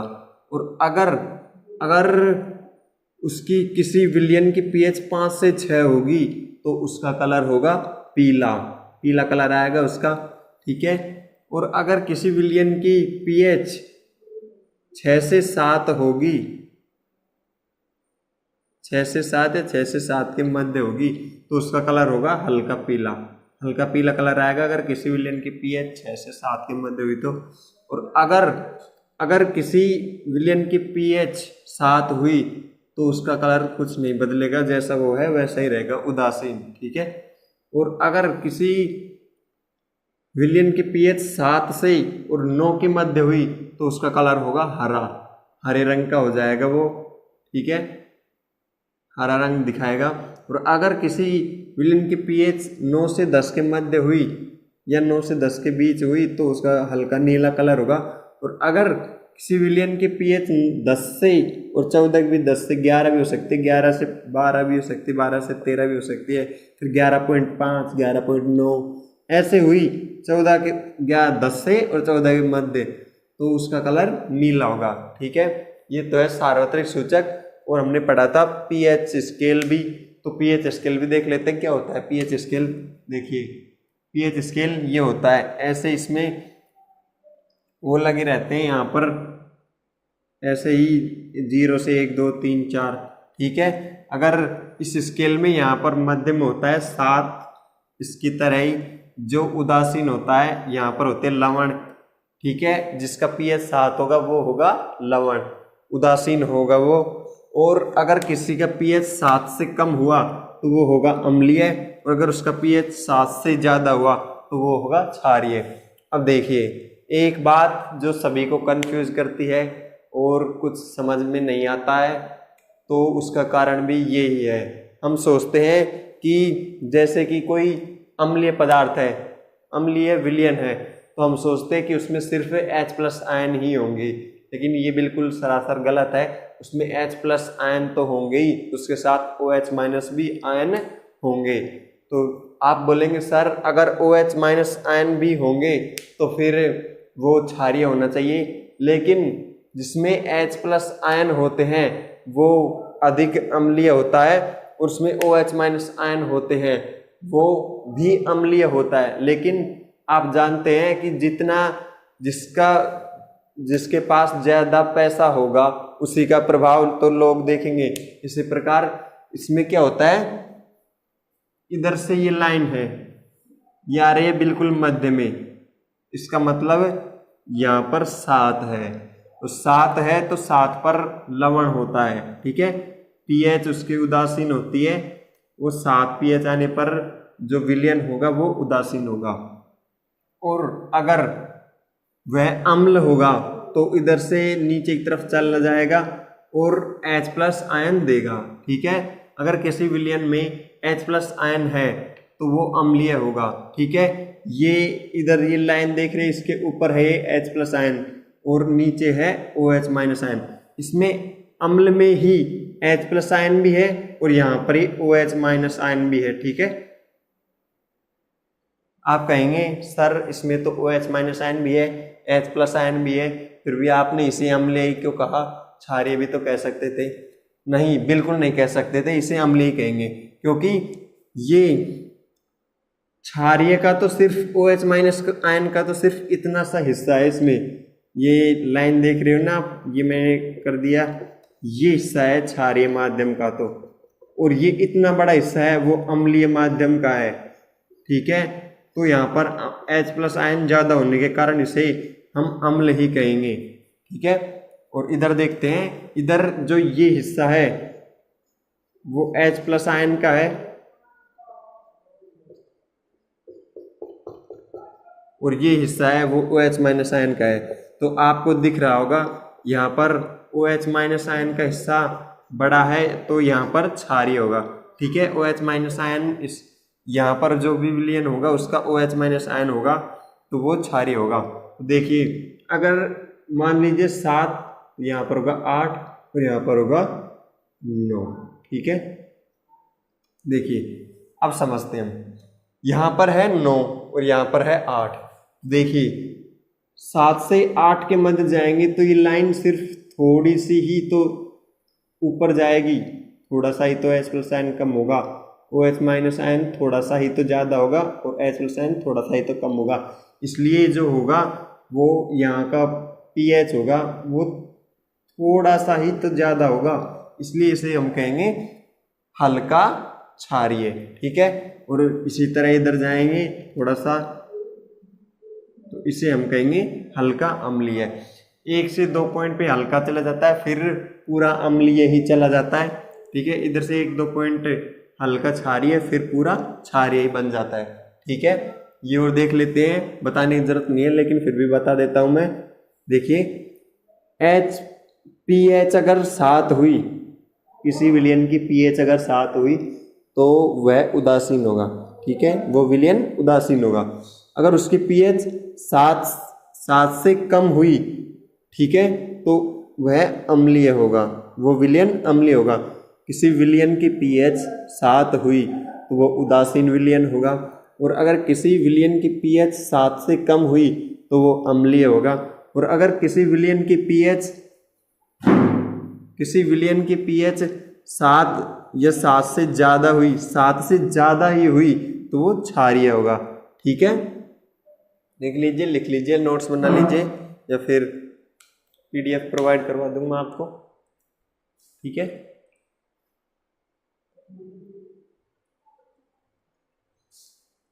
तो दोस्तों हमने पढ़ा था कि कितने pH पर अम्ल होता है, कितने pH पर क्षार होता है। ठीक है, अम्लीय प्रकृति का होता है, किधर की तरफ जाता है, तब 7 से कम होगा तो अम्लीय प्रवृत्ति का होगा वो विलयन, और अगर 7 से ज़्यादा होगा तो क्षारीय प्रवृत्ति का विलयन होगा। ठीक है, अब हम ये देखते हैं कि विलयन है, जैसे कि अम्लीय है या फिर क्षारीय है, कोई भी है, तो ये अम्ल और क्षार हमारे जीवन है, जो हमारे दैनिक दिनचर्या है, उसमें हम उसे कैसे समझ सकते हैं कि ये हमारे दिनचर्या में कैसे काम आ रही है, हमारे क्या काम आ रही है ये अम्ल, इसे हम रोज देखते हो, समझते हो, जानते हो कि ये अम्ल हमारे यहाँ पर काम आ रहा है। ठीक है, जब तक कोई चीज काम नहीं आएगी ना तब तक वो वेस्ट है। अगर कोई चीज हम तभी समझ सकते हैं तब उसे हमने देखा हो, जाना हो, कुछ भी किया हो। ठीक है, तो हमारे शरीर, हमारी दिनचर्या में कुछ pH मान हमारे जो काम आते हैं, जो pH फिक्स है, उन्हें हम देखते हैं। ठीक है, दैनिक जीवन में pH का महत्व, क्या क्या महत्व है हमारे दैनिक जीवन में pH। अगर हमारे जो pH है वो बिगड़ जाएगा तो हमारे दैनिक जीवन पर क्या प्रभाव पड़ेगा। ठीक है, देखिए पहला है मुंह का pH 5.5 से कम होने पर दांतों का क्षय प्रारंभ हो जाता है। बहुत ही इंपॉर्टेंट बात है, जैसे कि हमारे मुंह का pH है वो 5.5 होता है, अगर 5.5 से कम होने पर दांतों का क्षय प्रारंभ हो जाता है। जैसे कि 5.5 से कम हो गया तो क्या होगा, हमारे दांत हैं वो छः मतलब दांत धीरे धीरे टूटने लग जाएंगे। ठीक है सर, टूटने लग जाएंगे, क्यों टूटने लग जाएंगे? ठीक है, क्यों टूटने लग जाएंगे? क्योंकि 5.5 से कम होगा तो उसकी प्रवृत्ति अम्लीय होती जाएगी, और अम्लीय प्रवृत्ति होने के कारण जो दांत है, दांतों में सड़न गलन धीरे धीरे खराब होने लग जाते हैं। ठीक है, तो क्या करना चाहिए कि हमारे दांतों की जो pH है वो 5.5 से कम न हो। क्या करना चाहिए? जैसे कि हम देखते हैं कि अगर हम ब्रश नहीं करते हैं तो दांतों में, जैसे कि दांतों पर एक परत सी आ जाती है, हम जीभ लगा कर देखते हैं तब हमें महसूस होता है कि दांतों पर एक परत सी, जंग सी छा गई है। ठीक है, अगर हम ज़्यादा दिनों तक ब्रश नहीं करते तो दांत पीले भी हो जाते हैं और दांतों में सड़न लग जाती है, कीड़ी जिसे कहते हैं, काली काली परत छा जाती है दांतों पर। ठीक है, वो होने लगता है और एक दिन ऐसा आता है धीरे धीरे दांत खरने लग जाते हैं, टूट के बिल्कुल खत्म हो जाते हैं। ठीक है, तो इससे बचने के लिए हमें क्या करना चाहिए? इससे बचने के लिए हमें क्षारीय प्रवृत्ति की ब्रश करनी चाहिए। कोलगेट क्षारीय ही होती है सभी। ठीक है, कोई सी कोलगेट कर सकते हो आप। ठीक है, कोलगेट करेंगे तो हमारे मुंह का pH वो लेवल में आ जाएगा और वो फिर से ही 5.5 हो जाएगा। ठीक है, जैसे कि आप ब्रश कर लेते हैं, ब्रश करने के बाद में हमारे मुंह का पीएच बिल्कुल 5.5 हो जाता है। ठीक है, फिर 5.5 होने के बाद में जब हम जो कोलगेट होता है उसको अगर हम चखेंगे तो हमें कड़वा कड़वा प्रतीत होगा। ठीक है, क्योंकि 5.5 हो गया, अगर ज़्यादा करेंगे तो वह पीएच है वो बढ़ता चला जाएगा और हमें कड़वा कड़वा स्वाद आएगा। ठीक है, अच्छी उपज के लिए पौधे को एक विशिष्ट पीएच की आवश्यकता होती है। ऐसे ही पीएच का तो पौधों में बहुत तगड़ा इम्पोर्टेंस होता है। ठीक है, कैसा इम्पोर्टेंट होता है, जैसे कि कोई पौधा है तो उस पौधे का भी पीएच फिक्स होना चाहिए।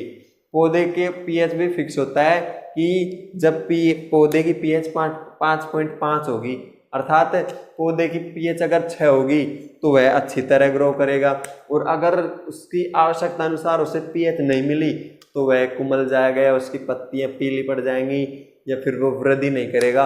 ऐसी कुछ समस्याएं आने लग जाती है, इसलिए अलग अलग पौधों का पीएच भी अलग अलग होता है। ठीक है, जैसे कि प्रजाति का पीएच तो एक ही होता है, जैसे कि बाजरा है, बाजरे की फसल है तो बाजरे की फसल को पीएच 5.6 5.7 इतना ही चाहिए। ठीक है, और इससे ये साबित होता है कि जो फसल है, फसल का पीएच एक समान होता है। जैसे कि फसल को एक ही समान पीएच की आवश्यकता होती है। जैसे कि गेहूं की फसल है, गेहूं की फसल का पीएच अलग होता है।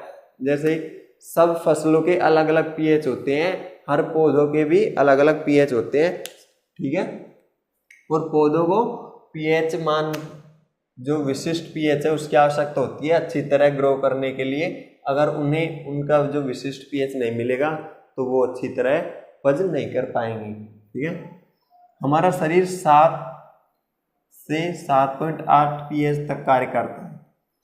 जो हमारा शरीर है वो किस पीएच पर कार्य करता है? ठीक है, हमारा शरीर 7 का अर्थ होता है उदासीन, 7 या फिर 7.8 पीएच तक कार्य करता है। ठीक है, 7 उदासीन हो या फिर थोड़ा हल्का क्षारीय हो जाए तो हमारा शरीर कार्य करता है। अगर इससे ज़्यादा पीएच हो गई तो हमारा शरीर कार्य करना बंद कर देगा, हमें डिसऑर्डर्स अर्थात कोई भी किसी प्रकार की बीमारियां होने लग जाएंगी और हम बीमार भी पड़ सकते हैं अगर हमारे शरीर का पीएच संतुलित नहीं रहा तो।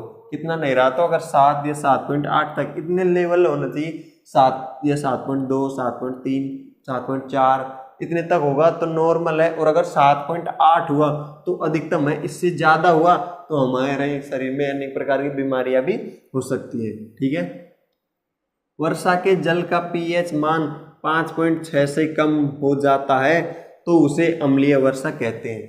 ठीक है, जल का भी पीएच एक निश्चित होता है, जैसे वर्षा के जल का पीएच 5.6 होता है। ठीक है, और अगर ये पीएच 5.6 से कम होने लग गया, जैसे कि 5.3 हो गया, 5.2 हो गया, 4.1 हो गया, फिर 5 हो गया, ऐसा कुछ हो जाता है तो जो जल का पीएच है, वर्षा जल का पीएच, तो उसको अम्लीय वर्षा कहेंगे। क्योंकि जैसे ही पीएच इसका कम होता जाएगा तो वो अम्ल में बदलता जाएगा, अम्ल गहरा होता चला जाएगा और उसे ही अम्लीय वर्षा कहते हैं। ठीक है, अम्लीय वर्षा। ठीक है, अगर अम्लीय वर्षा होगी तो उससे हमें क्या नुकसान है, हम क्या करें कि अम्लीय वर्षा न हो।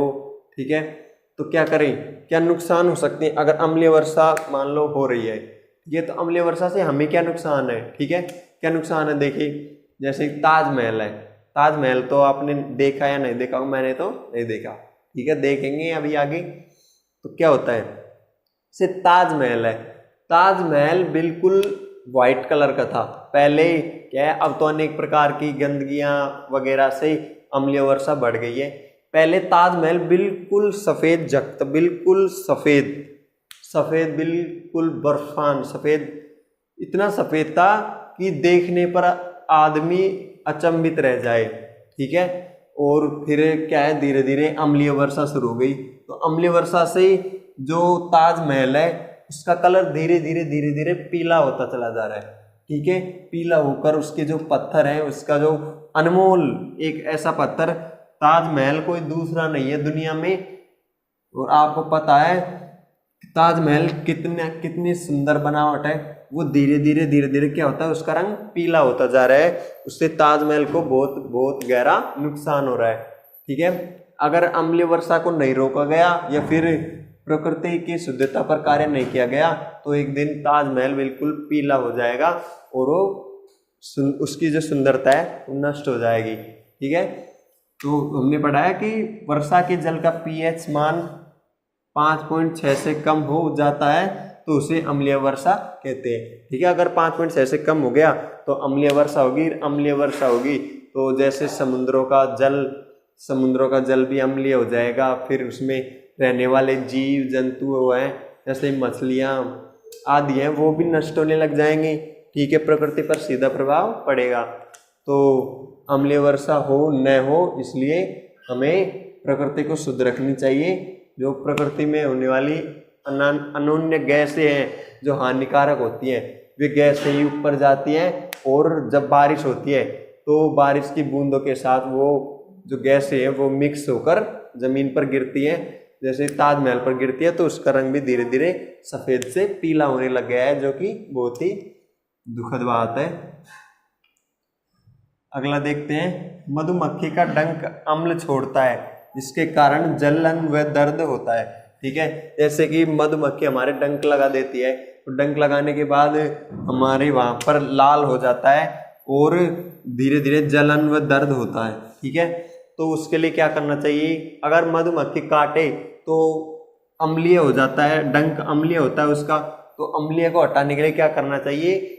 जैसे कि अम्ल को हटाने के लिए, उदासीन करने के लिए क्या करना चाहिए? क्षारक का यूज करना चाहिए। अब क्षारक का उदाहरण मैंने आपको पढ़ाया था, साबुन जो हर घर में मिल जाता है। जैसे कि मधुमक्खी ने हाथ पे काट लिया, ठीक है, तो हमें क्या करना चाहिए? अगर उसका डंक है जो अम्लीय प्रवृत्ति का होता है, अगर वह डंक अभी भी हाथ में ही है तो हमें जो साबुन है उसको उस पर रगड़ लेना चाहिए, जिससे उसकी अम्लीयता समाप्त हो जाएगी और उदासीन हो जाएगा और जिससे हमें जलन और दर्द महसूस नहीं होगा। ठीक है, आगे पॉइंट देखते हैं अभी आगे।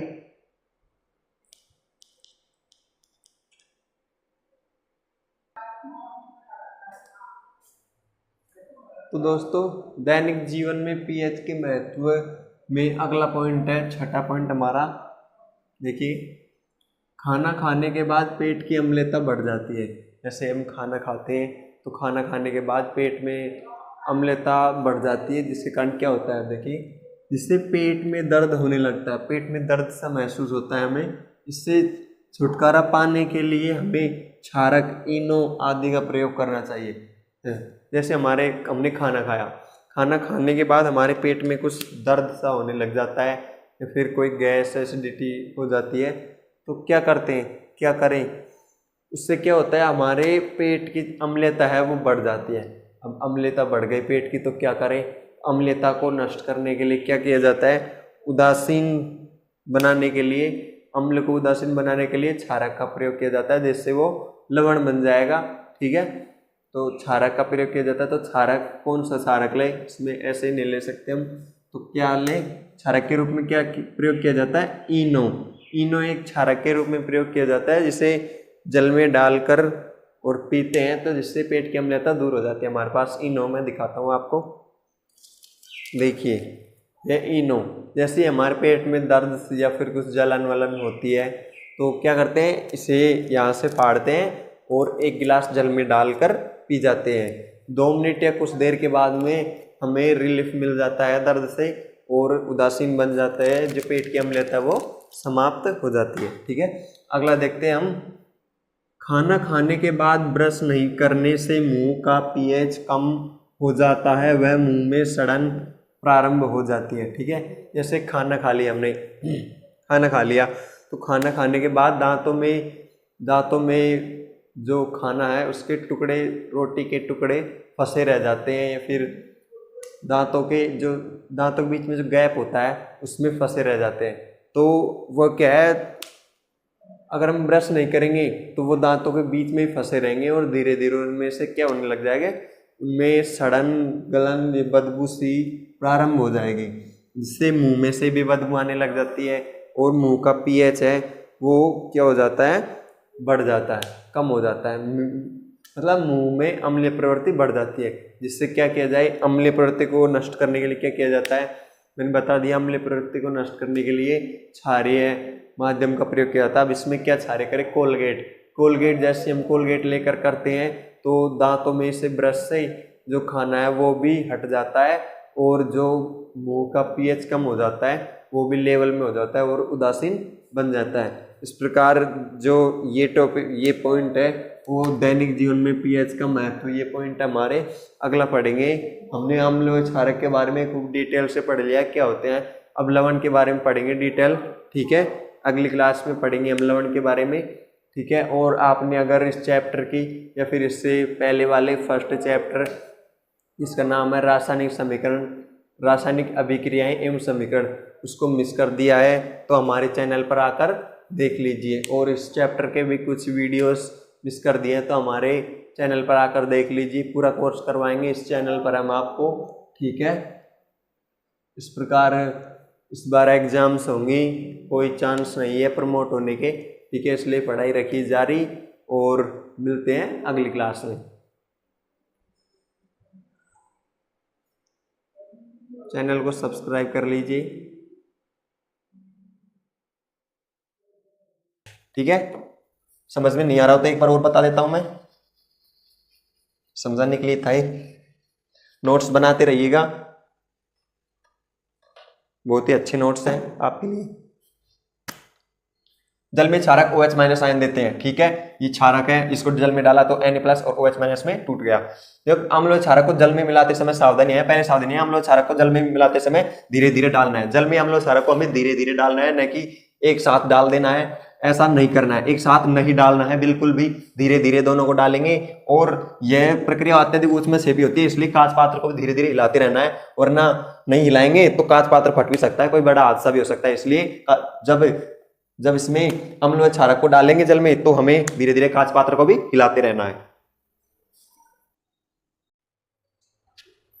तो दोस्तों हमने पढ़ा था कि जब धातु बाइकार्बोनेट की क्रिया अम्ल से करवाते हैं तो लवण, जल और CO2 गैस बनती है। तो उस अभिक्रिया में बनने वाली गैस CO2 है, ये कैसे पता चलेगा हमें? तो उसका पता लगाने के लिए हम करते हैं CO2 का परीक्षण, कार्बन डाइऑक्साइड या फिर CO2 का परीक्षण करते हैं। देखिए इसमें क्या करते हैं, क्या होता है, इसमें चूने के पानी से CO2 प्रवाहित करवाने पर चूने का पानी सफेद हो जाता है। तो चूने का पानी है उसमें से अगर हम CO2 गैस को प्रवाहित कराएंगे तो जो चूने का पानी है वो सफेद या फिर दूधिया रंग का हो जाता है। अब इस अभिक्रिया में हम चूने के पानी से CO2 गैस को प्रवाहित करवाएंगे, अगर चूने का पानी सफेद हो गया या दूधिया हो गया तो हमें पता लग जाएगा कि ये गैस है वो CO2 है। अगर दूधिया नहीं हुआ तो हम समझ जाएंगे कि ये CO2 गैस नहीं थी। CO2 गैस चूने के पानी से प्रवाहित होने पर दूधिया या सफेद रंग की हो जाती है। देखते हैं अभिक्रिया को, CaOH का whole twice plus CO2 equal to CaCO3 plus H2O।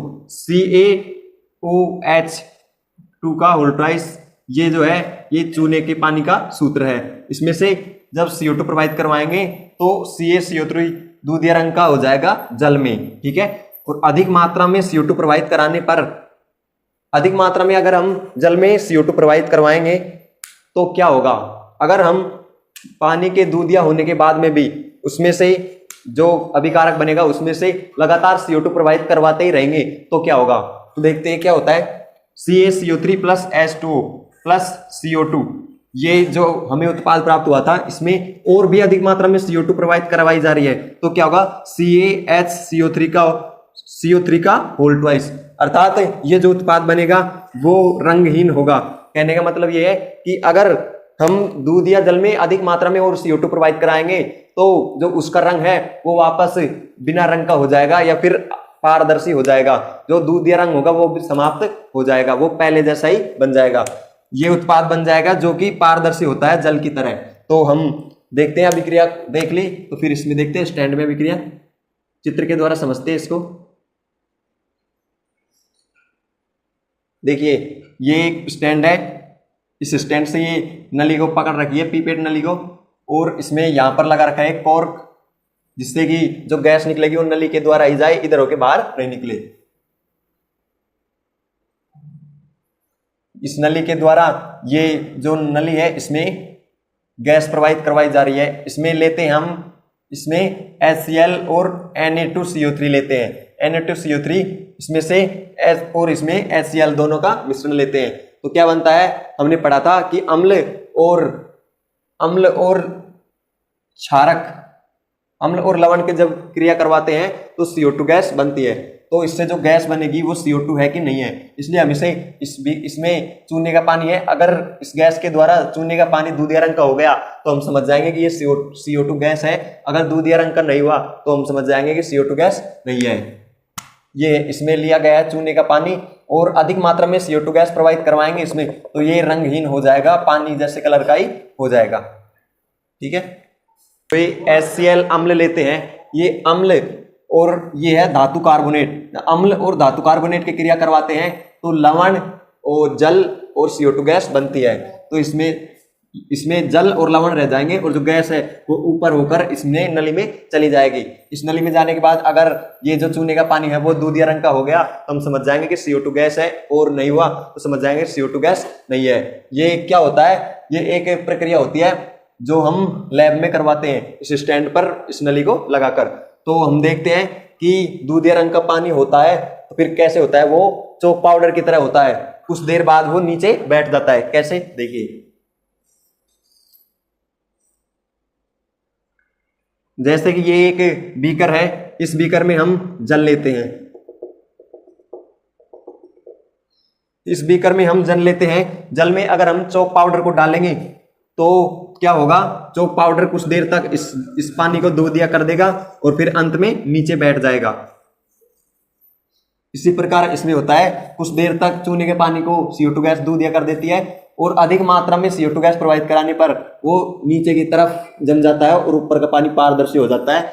उसमें फिर CaHCO3 का होल ट्वाइस बन जाता है जो कि एक पारदर्शी पदार्थ होता है। इसलिए जैसे ही चॉक पाउडर कार्य करता है वैसे ही चूने के पानी में CO2 गैस कार्य करती है। ठीक है, ये है बीकर, ये जल, ये चॉक पाउडर।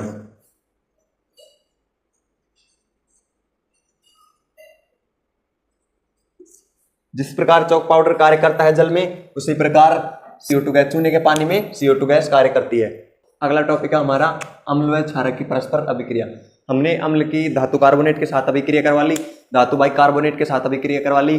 अब देखते हैं कि अगर अम्ल की क्षारक के साथ अभिक्रिया करवाएंगे तो क्या होता है। देखते हैं, जब अम्ल की क्षारक के साथ अभिक्रिया करवाएंगे तो हमेशा लवण और जल बनेगा।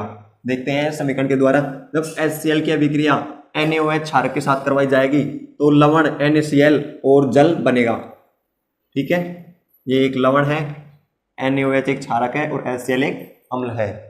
ठीक है, लवण और जल बनेगा हमेशा। जब भी अम्ल और क्षार अभिक्रिया करेंगे तो लवण और जल बनाएंगे। ठीक है, एक परिभाषा आ रही है बहुत ही इंपॉर्टेंट, देखिए उदासीनीकरण अभिक्रिया क्या होती है। देखिए, जब अम्ल व क्षारक परस्पर अभिक्रिया करके लवण और जल का निर्माण करते हैं तो ऐसी अभिक्रिया उदासीनीकरण अभिक्रिया कहलाती है। जब अम्ल और क्षारक की अभिक्रिया करवाई जाएगी तो वो दोनों आपस में प्रभाव को नष्ट करके लवण और जल का निर्माण करेंगे, तो ऐसी अभिक्रिया उदासीनीकरण अभिक्रिया कहलाएगी। उसमें न तो अम्ल का प्रभाव होगा न क्षार का प्रभाव होगा, दोनों मिलकर एक लवण और जल बना देंगे। उसमें दोनों का ही प्रभाव आपस में ही नष्ट हो जाता है एक दूसरे। देखिए इसमें लिखा भी है, इस अभिक्रिया में अम्ल एवं क्षारक एक दूसरे के प्रभाव को नष्ट कर देते हैं और लवण और जल बना देते हैं। जब अम्ल व क्षारक परस्पर अभिक्रिया करते हैं तो लवण और जल ही बनाते हैं, तो ऐसी अभिक्रिया ही उदासीनीकरण अभिक्रिया कहलाती है। उदासीनीकरण का अर्थ होता है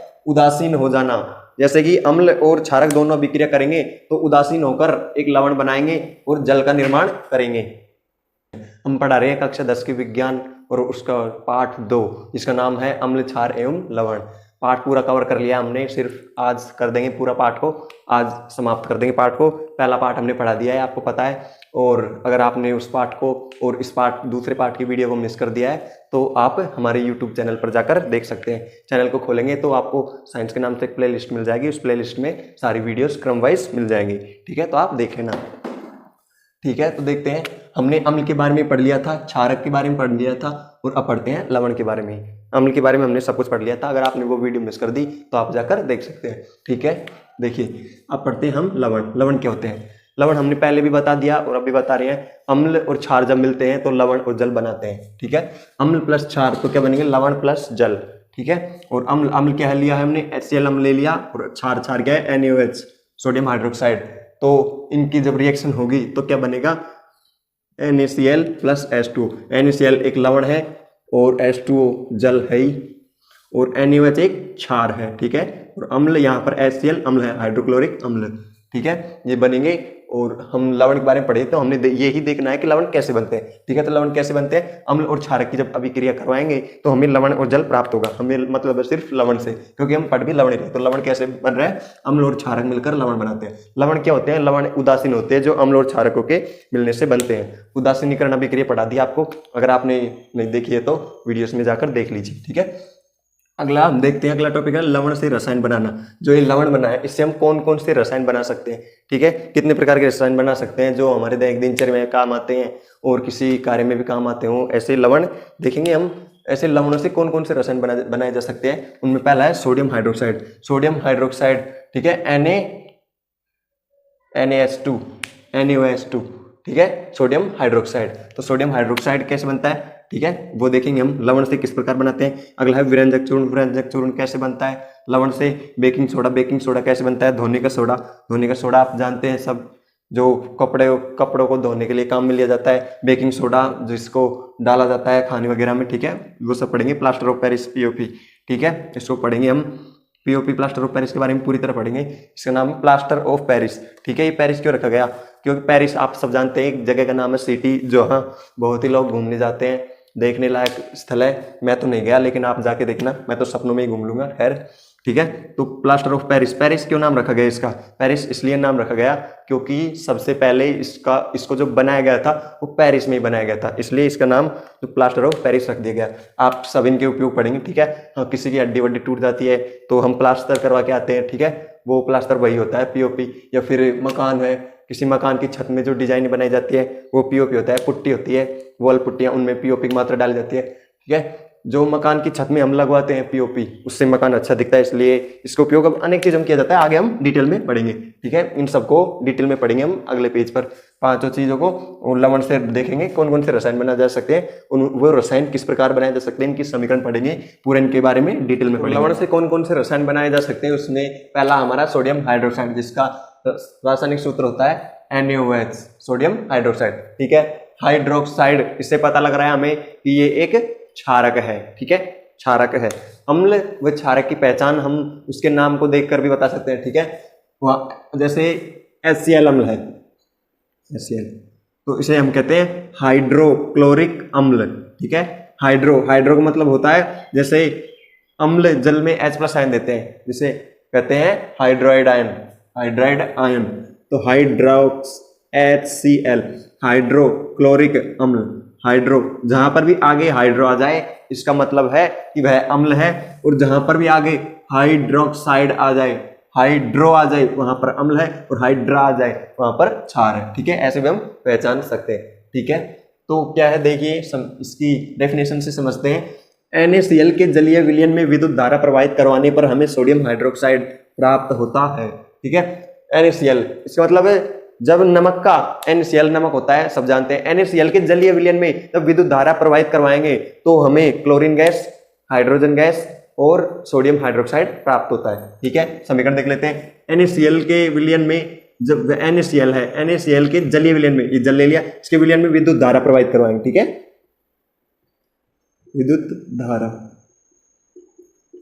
यहां से विद्युत धारा प्रवाहित कराई तो क्या बन गया, हमें NaOH, sodium hydroxide, chlorine gas और हाइड्रोजन गैस प्राप्त हो गई। इस अभिक्रिया को क्या कहते हैं, इस अभिक्रिया को क्या कहते हैं, क्लोर क्षार अभिक्रिया, क्योंकि यहाँ पर क्लोरीन मिल रहा है और एक क्षारक बन रहा है। NaOH क्षारक है, अब सब जानते हो, और ये जल में घुलनशील है। इसका मतलब मैंने पढ़ाया था आपको, क्षार क्या होते हैं, जल में घुलनशील क्षारक को ही क्षार कहते हैं, ठीक है। ये NaOH जल में घुलनशील है, इसलिए इसे क्षार भी कह सकते हैं। इसे क्लोरीन प्राप्त हुई इसलिए क्लोर, और क्षारक प्राप्त हुआ इसलिए क्षार, और अभिक्रिया हो रही है इसलिए क्लोर क्षार अभिक्रिया भी कहते हैं इसको, ठीक है।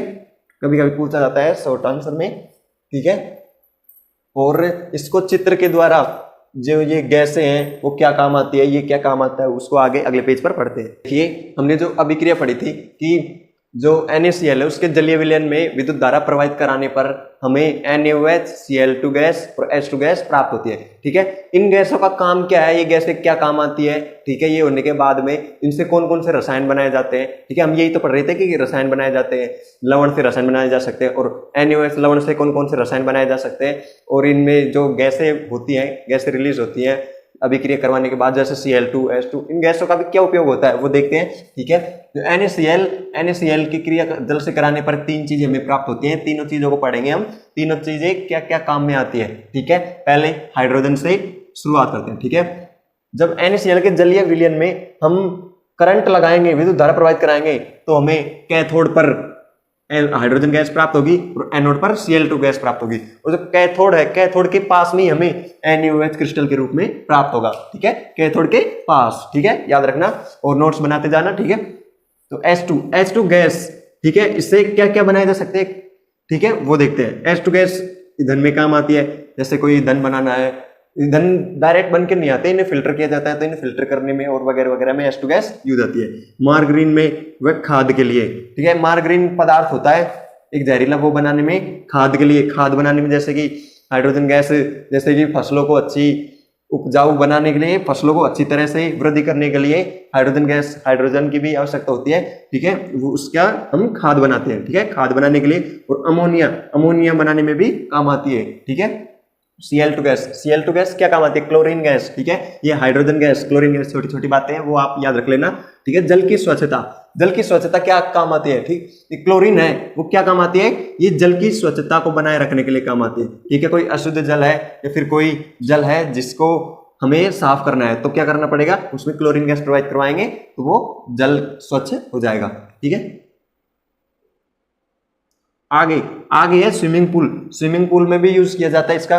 क्या स्विमिंग पूल में कैसे यूज किया जाता है, आप पूछेंगे स्विमिंग पूल में क्लोरीन गैस का क्या काम है भाई। ठीक है, तो क्या काम है, देखिए स्विमिंग पूल में जल डाला जाता है। ठीक है, तो आपको पता है स्विमिंग पूल में एक साथ ही 2-3 टैंकर जल डाला जाता है, बहुत बड़ा होता है स्विमिंग पूल। तो क्या करें, जैसे कि एक दिन में पानी अशुद्ध हो गया या फिर किसी तरह से गंदा हो गया, तो इतना सारा पानी वेस्ट करेंगे। ठीक है, उसको निकालेंगे, फिर नया पानी डलवाएंगे, तो खर्चा भी बहुत होगा और जल भी वेस्ट होगा। इसलिए क्या करते हैं, उसमें से क्लोरीन गैस से उसको फिल्टर करते हैं। ठीक है, जैसे इस जल को स्वच्छ करेंगे वैसे भी इस जल को भी क्या कर देते हैं, साफ कर देते हैं, इससे पानी फिर से स्वच्छ हो जाता है और उसी पानी को वापस उसमें डाल देते हैं। ठीक है, PVC पाइप बनाने में जो पाइप आते हैं PVC कंपनी के, जैसे पानी को वहां से वहां पहुंचाने के लिए, ठीक है, जो प्लम्बरिंग की जाती है PVC पाइप, उन पाइपों को बनाने में भी क्या है, क्लोरीन गैस का उपयोग किया जाता है। रोगाणुनाशक बनाने में, जैसे कि कोई रोग लग जाता है पेड़ के, जैसे कि पेड़ की पत्तियों का पीला होना, उनके जो रोगाणुनाशक बनाने के लिए, उनके निवारण के लिए जो रोगाणुनाशक बनाए जाते हैं ना, उनमें भी क्लोरीन गैस का उपयोग किया जाता है। कीटनाशक बनाने में, जैसे किसी फसल पे कीड़े लग जाते हैं, कुछ लग जाते हैं, तो ऐसे कीड़ों को नष्ट करने के लिए कीटनाशक बनाए जाते हैं नए नए प्रकार के। जैसे कि आपको बता दूं मैं, जैसे कि पाउडर्स बनाई जाती है, आप देखते हैं कीड़ों को मारने के लिए नए नए प्रकार के पाउडर बनाए जाते हैं और हम देते भी हैं पेड़ों में। ठीक है, जिससे कीड़े क्या है, नष्ट हो जाते हैं और फसल बच जाती है। ठीक है, ऐसे कीटनाशक बनाने के लिए भी क्लोरीन गैस का उपयोग किया जाता है। अगला है NaOH का क्या उपयोग किया जाता है। ठीक है, हमने पढ़ लिया ये लवण है और लवण का रसायनों के रूप में क्या क्या उपयोग किया जाता है। ठीक है, पहले धातु से ग्रीस हटाने के लिए, जैसे कि खदान में कोई धातु निकली है तो धातु पर अलग अलग प्रकार के जैसे ग्रीस वगैरह और कुछ लग जाता है, तो उसे शुद्ध करने के लिए NaOH लवण का काम किया जाता है। ठीक है, NaOH को काम में लिया जाता है धातु से ग्रीस हटाने के लिए या धातु को शुद्ध करने के लिए। ठीक है, साबुन जहां पर भी साबुन बनते हैं फैक्ट्रियों में, वहां पर भी NaOH का उपयोग किया जाता है। NaOH क्षार है, मैंने आपको बता दिया था। और साबुन में क्या है, क्षारक है, तो साबुन क्षारक से ही क्षारक बनता है। ठीक है, तो आपको सब पता है, आप समझदार हो, खूब ब्रिलियंट आदमी हो, आप अच्छे खूब समझते हो, मेरी भावना हो आप। ठीक है, जैसे क्षारक से ही साबुन बनाया जाता है। अपमार्जक क्या होते हैं भाई, साबुन तो होता है जैसे कपड़े धोने का काम। अपमार्जक क्या होते हैं, आगे हमारे टॉपिक आएगा, खूब डिटेल में पढ़ेंगे, हर चीज को डिटेल में पढ़ेंगे। ठीक है, अपमार्जक क्या होते हैं, जैसे कि कपड़े धोने के लिए आता है साबुन से कपड़े धोते हैं। और अपमार्जक क्या होते हैं, जैसे कि सर्फ आती है, घड़ी डिटर्जेंट पाउडर, ये अपमार्जक में आता है। जैसे साबुन है, वो मीठे पानी में ही काम करते हैं, मीठे पानी में ही कपड़ों को अच्छी तरह साफ कर देते हैं।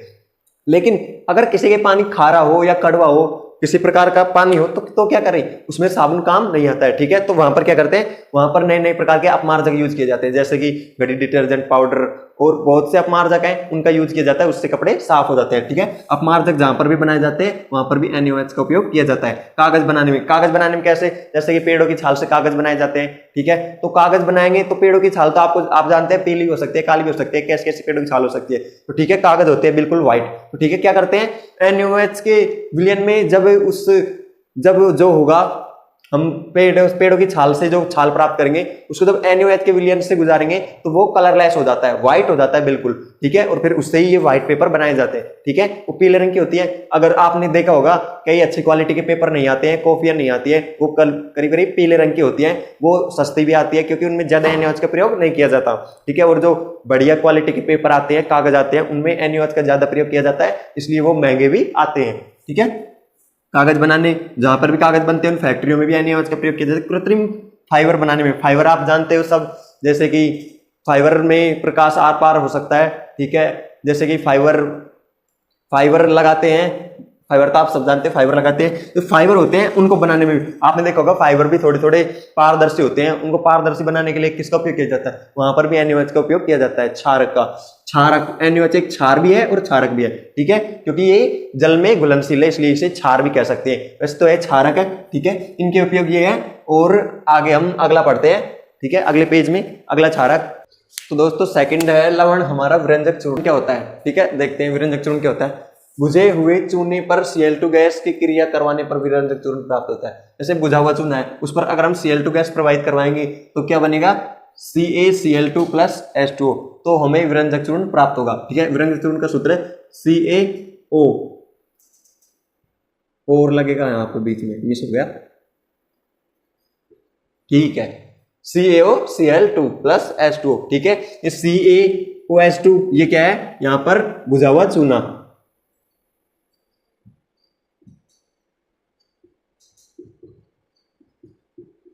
ठीक है, इसकी क्रिया जब इस पर Cl2 गैस प्रोवाइड करवाएंगे, इसकी क्रिया Cl2 गैस से करवाएंगे तो CaOCl2 प्लस H2 गैस बनेगी। ठीक है, अब ये जो विरंजक चूर्ण है इसका क्या काम है। ठीक है, हमने पढ़ लिया लवण है, लवण का रासायनिक रूप में उपयोग पढ़ लिया, विरंजक चूर्ण का उपयोग करते हैं रसायन के बनाने में। ठीक है, तो क्या क्या काम आएगा इससे बनाए हुए रसायन, क्या काम आएगा, क्या उपयोग होगा इससे बनाए हुए रसायन का। ठीक है, वो देखते हैं हम। उपयोग वस्त्र उद्योग में, सूती व लिनेन में। ठीक है, जैसे वस्त्र उद्योग होते हैं, वस्त्र उद्योग जैसे सूती वस्त्र उद्योग आदि वस्त्र उद्योग होते हैं ना, उनमें इसका उपयोग किया जाता है। क्या काम में, जैसे वस्त्र है, वस्त्र के जैसे रेशे होते हैं वस्त्र के, उन रेशों को एक जगह इकट्ठा करके मजबूत बनाने में। जैसे सूती वस्त्र में लिनेन कपड़ा होता है। ठीक है, जैसे सूती होते हैं वैसे ही लिनेन होता है। ठीक है, उसमें उद्योगों में उपचायक के रूप में। ठीक है, उद्योग जैसे कि अपचयित करना, हमने अपचयन उपचयन पढ़ा था। जैसे कि कोई उद्योग है, जैसे कि किसी पदार्थ को अलग करना है तो उसको अपचयित करके भी हम अलग कर सकते हैं, हमने पढ़ा था, और आगे भी डिटेल में आएगा तब और समझा देंगे। ठीक है, उद्योग में उपचायक के रूप में। ठीक है, हम किसी पदार्थ को प्राप्त करने के लिए हम उसे अपचयित करके भी प्राप्त कर सकते हैं। ठीक है, आगे कागज के उद्योगों में लकड़ी को रंगहीन बनाने में, जैसे कि कागज बनाने की फैक्ट्री होती है, वहां पर आपको पता है लकड़ी से कागज बनाए जाते हैं।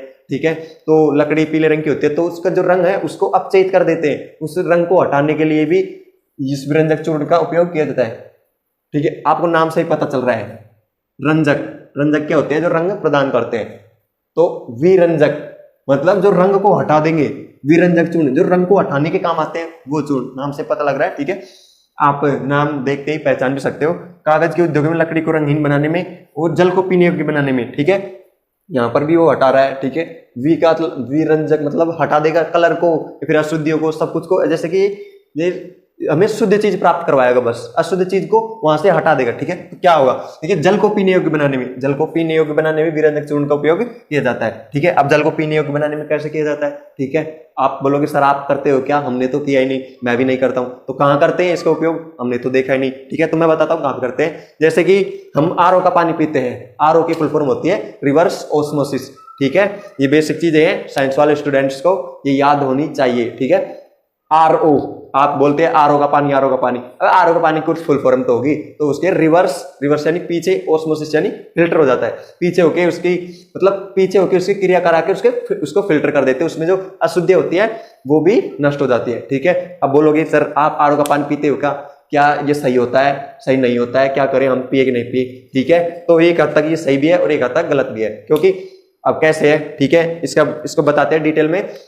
जैसे कि आरओ का पानी पी रहे हैं, आरओ का पानी क्या काम करता है, अशुद्धियों को हटा देता है। जैसे कि हम घर में भी आरओ लगवा लेते हैं, अगर कोई आरओ बिल्कुल सेटअप उसका सही नहीं होगा तो वो अशुद्धियों के साथ साथ जो जल में हमारे लिए उपयोगी पदार्थ है जैसे खनिज लवण आदि उनको भी हटा देगा।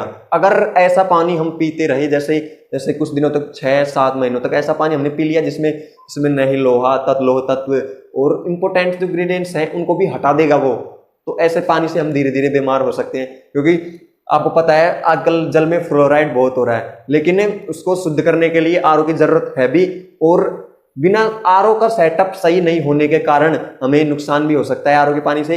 इसलिए आप आरओ का पानी पीजिएगा, लेकिन कम से कम पीजिएगा। पहले ये चेक कर लीजिएगा, अगर आपने आरओ लगवाया है तो ये चेक कर लेना कि आपका सेटअप सही है कि नहीं। एक बार जो मिस्त्री है जैसे मैकेनिक उसको दिखा लेना, ठीक है। ज्यादा आरओ के पानी पीने से और ज्यादा दिनों तक अशुद्ध आरओ का जो ज्यादा शुद्ध पानी पीने से भी हमारे शरीर को नुकसान हो जाता है, ठीक है।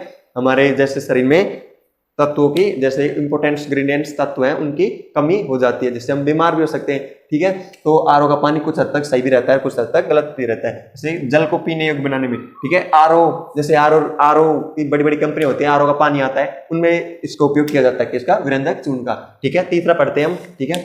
नोट्स बना लीजिएगा, या पीडीएफ तो मैं डाल दूंगा, लेकिन आप अपने हाथ से जो नोट्स लिखेंगे ना, तो अपने हाथ से लिखे हुए नोट्सों की तो एक अलग ही पहचान होती है, आप सब जानते हैं। अगर मैं चलो आपको मैं पीडीएफ दे दूंगा, ठीक है, तो आप क्या करोगे, कुछ पढ़ोगे कुछ नहीं पढ़ोगे, और ठीक है। और अगर आप एक वीडियो को पॉज कर करके बीच में लिखते जाओगे तो लिखोगे तो आपकी प्रैक्टिस भी हो जाएगी, आपको लिखना भी हो जाएगा आपका, और आपको याद भी रहेगा। एग्जाम में जैसे ही आएगा उपयोग तो आपको याद भी आ सकता है इससे।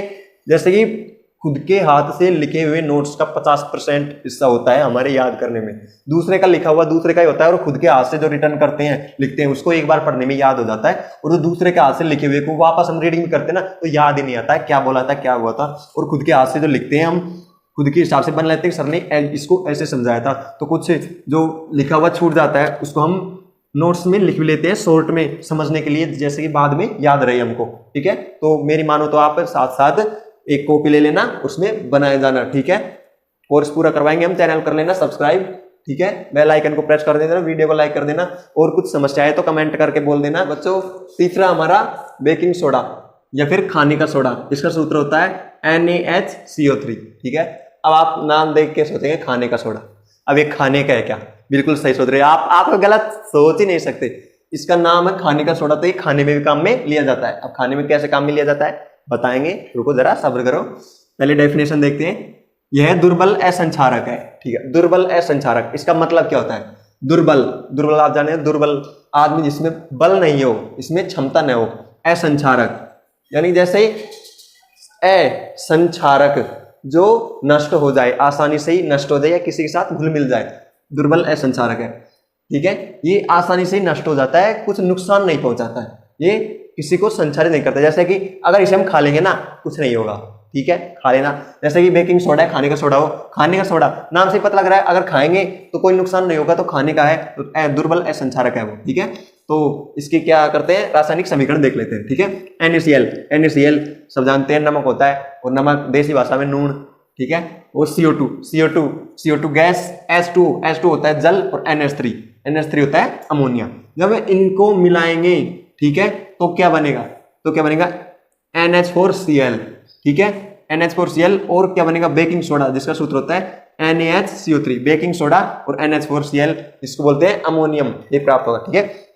अमोनिया अलग होता है और अमोनियम अलग होता है। कैसे, अमोनिया होता है NH3, ठीक है, और अमोनियम क्या होता है NH4Cl, ठीक है। याद रखना अमोनिया और अमोनियम अलग होता है, ठीक है। और जैसे कि ये बन गया हमें जैसे NaHCO3, ये बेकिंग सोडा प्राप्त हो गया, ठीक है। तो क्या होता है, बेकिंग सोडा को हम खाने में डालते हैं, ठीक है। जैसे कि बाटी बनाते हैं हम, या फिर जैसे कि सबसे अच्छा उदाहरण ब्रेड बनाने में बेकिंग सोडा का उपयोग किया जाता है। बेकिंग सोडा क्या काम करता है ब्रेड में, जैसे ब्रेड आप जानते हो ब्रेड फूली हुई आती है, तो बेकिंग सोडा क्या काम करता है, उसको फुलाने का काम करता है, ठीक है। जैसे ब्रेड में बेकिंग सोडा डालेंगे तो ब्रेड फूल जाती है, ठीक है। तो उसको बेकिंग सोडा डालेंगे, तो डालने के बाद क्या करते हैं, उसे तेल में उतारते हैं, गर्म करते हैं, ठीक है। तो गर्म होगी, उसकी अभिक्रिया को भी हम देख लेते हैं, ठीक है। खाना पकाते समय गर्म करने पर, जैसे कि बाटियों में डलता है, बाटी फूल जाती है थोड़ी, तो बाटियों में डलता है, तो बाटियों को जब हम सेकते हैं तो बेकिंग सोडा भी साथ साथ सिकता है या गर्म होता है खाना पकाते समय गर्म होने पर। तो गर्म होने के पर जो अभिक्रिया होगी उसकी अलग और अभिक्रिया होगी उसको देखते हैं, ठीक है। जैसे NaHCO3 ये है बेकिंग सोडा। अब इसमें ऊष्मा गर्म करते हैं तो क्या करते हैं, ऊष्मा उसको देते ही है, ठीक है। ऊष्मा देंगे तो किस में परिवर्तित हो जाएगा, Na2CO3 और उसमें से H2O गैस, ठीक है। गैस क्यों बोल रहा हूं मैं H2O, ठीक है। आप सोच रहे हो गलत बोल रहा हूं, मैं बिल्कुल सही बोल रहा हूं, ठीक है। H2O उसमें जल कुछ मात्रा में होगा, वो थोड़ा बहुत गीला रहता है ना, तो उसमें कुछ मात्रा में जल होगा। फिर हम देखते हैं जैसे बाटियों को उसमें डाल देते हैं तो पहले तो थोड़ी गीली होती है और फिर हम सेक के निकालते हैं तब वो गीली नहीं होती। क्यों नहीं होती, यो नहीं होती, देखो प्लस CO2, ठीक है। यहाँ पर तीर का निशान ऊपर की तरफ जा रहा है, ठीक है। ये मैंने गलत नहीं लगाया, ये सही लगाया है बिल्कुल। और यहाँ पर मैं ये भी लिख सकता हूँ, ये जी का मतलब होता है गैस, और गैस H2 आप जानते हो लिक्विड है, लेकिन मैं यहाँ पे लिख रहा हूँ जी, और लिख रहा हूँ मैं बिल्कुल सही। क्यों, अब देखो पहले भी आया था और ऐसा ही आया था और मैंने आपको समझाया भी था, ठीक है। जिन्होंने देखा था वो कमेंट में बता दो, और जिन्होंने नहीं पढ़ा नए हो उनको मैं फिर से बता रहा हूँ, ठीक है।